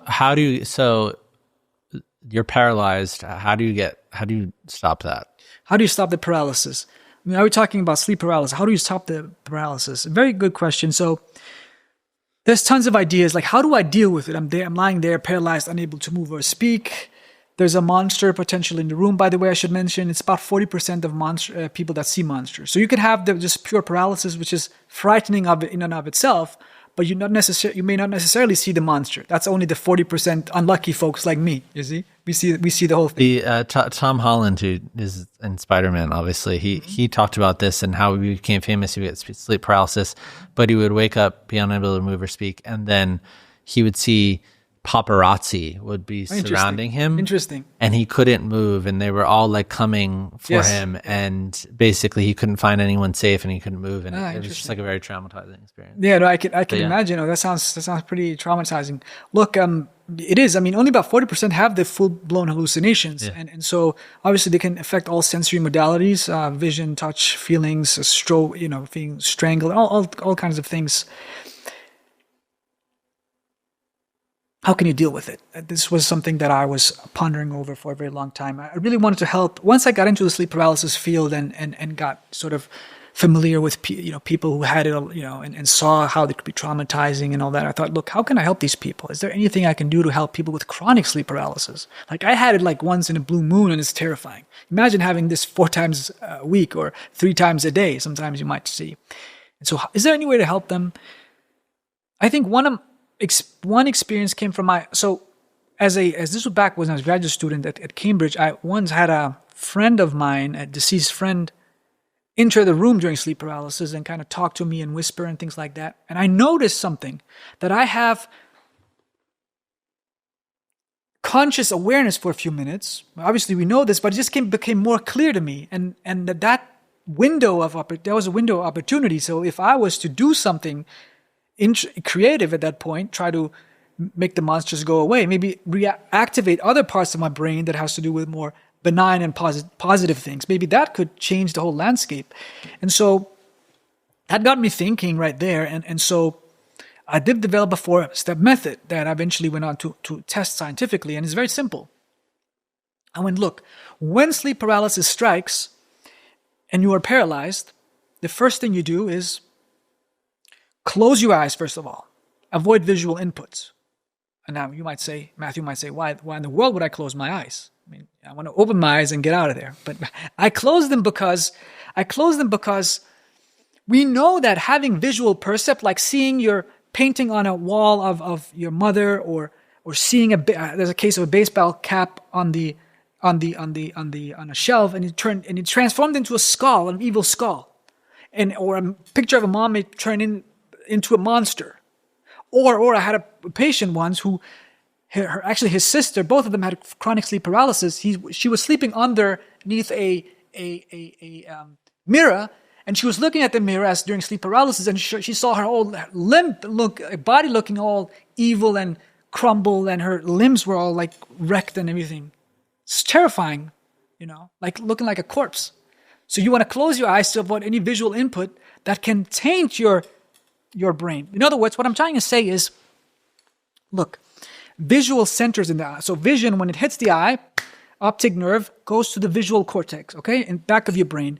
Then it goes up to the higher centers of the brain. You give it color, depth, motion, and then it hits the Wernicke's area and the hippocampus, and you create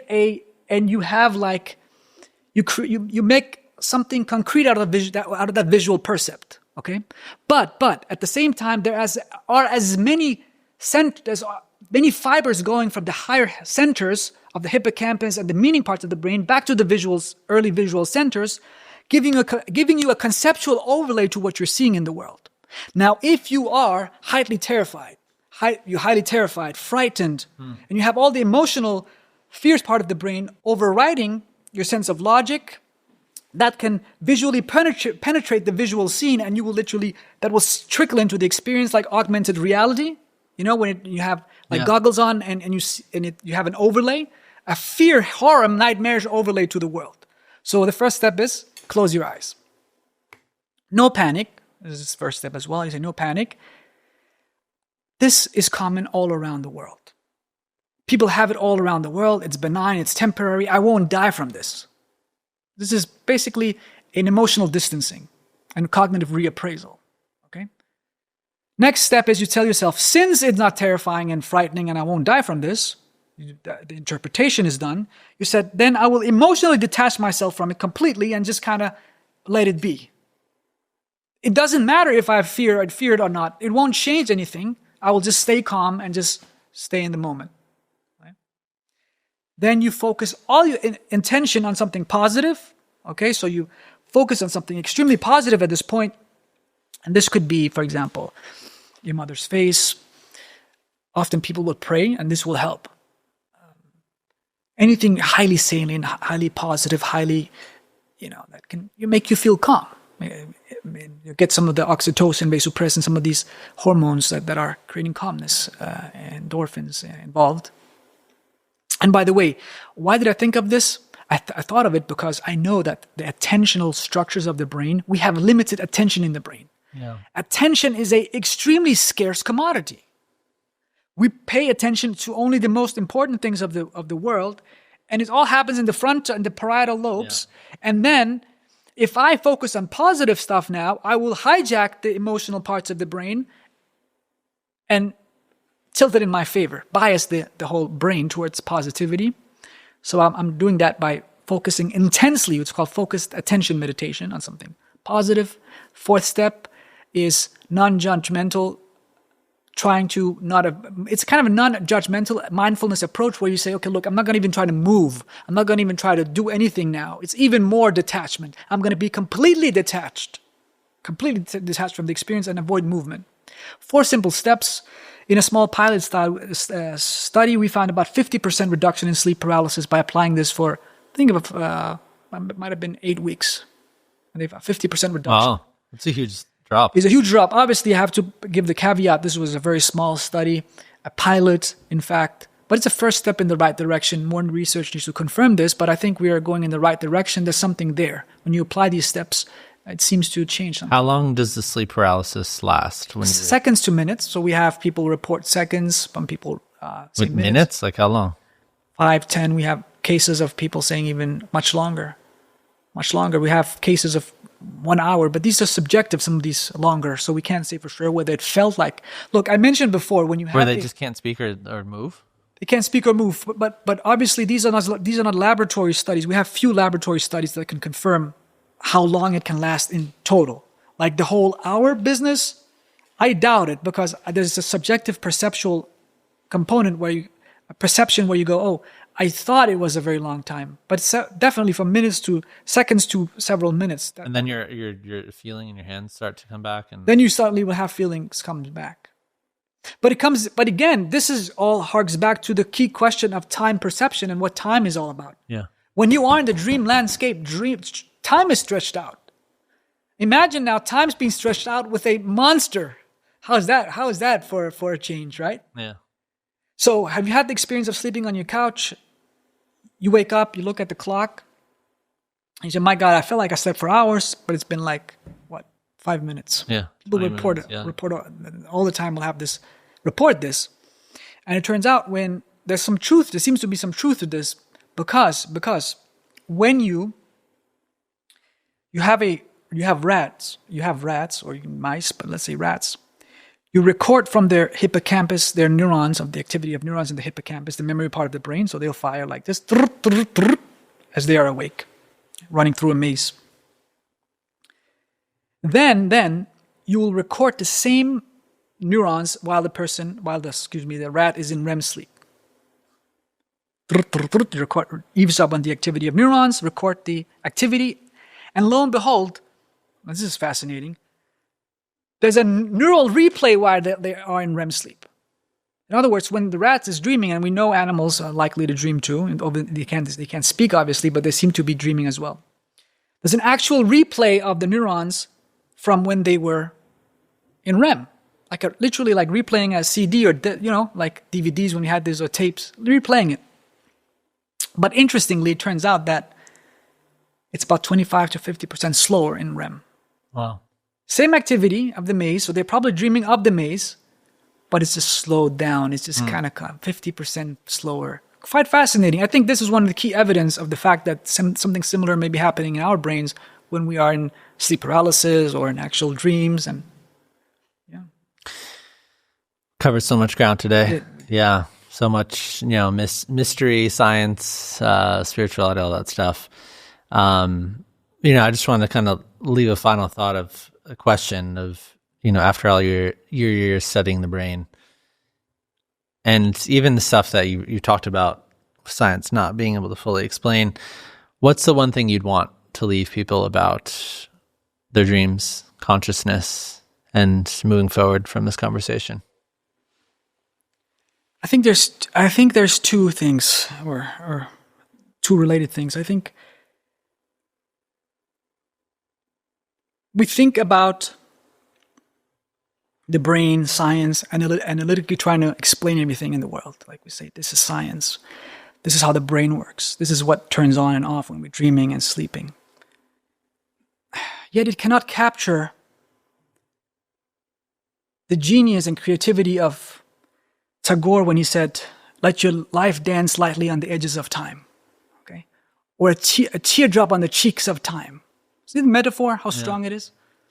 Or when Shakespeare said, and Shakespeare has so many beautiful poems, he has one where he says, "To gild refined gold, okay, to paint the lily, okay, to throw a perfume on the violet, to smooth the ice or add another hue unto the rainbow is wasteful and ridiculous excess." Okay? I think that right there Shakespeare or Tagore and the spirit of what they get tapping into is so different from the scientific view. It's a spark of creativity that makes us come alive and feel that that the whole world is poetry. That there's a spark there that you can explain through science. And as Feynman said, it doesn't hurt the mystery to know a little bit about the mystery.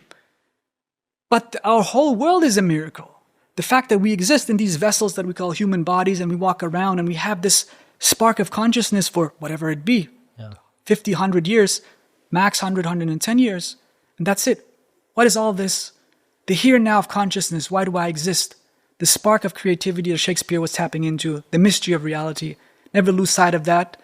That is what life is all about. And we do science to illuminate that a little bit, but it never gets to the core of what a great poet can give us in just a few lines. So beautiful and nuanced. Well, thank you for being here. I thought this was so fascinating. I loved it. Thank you. Thank you. Thank you very much.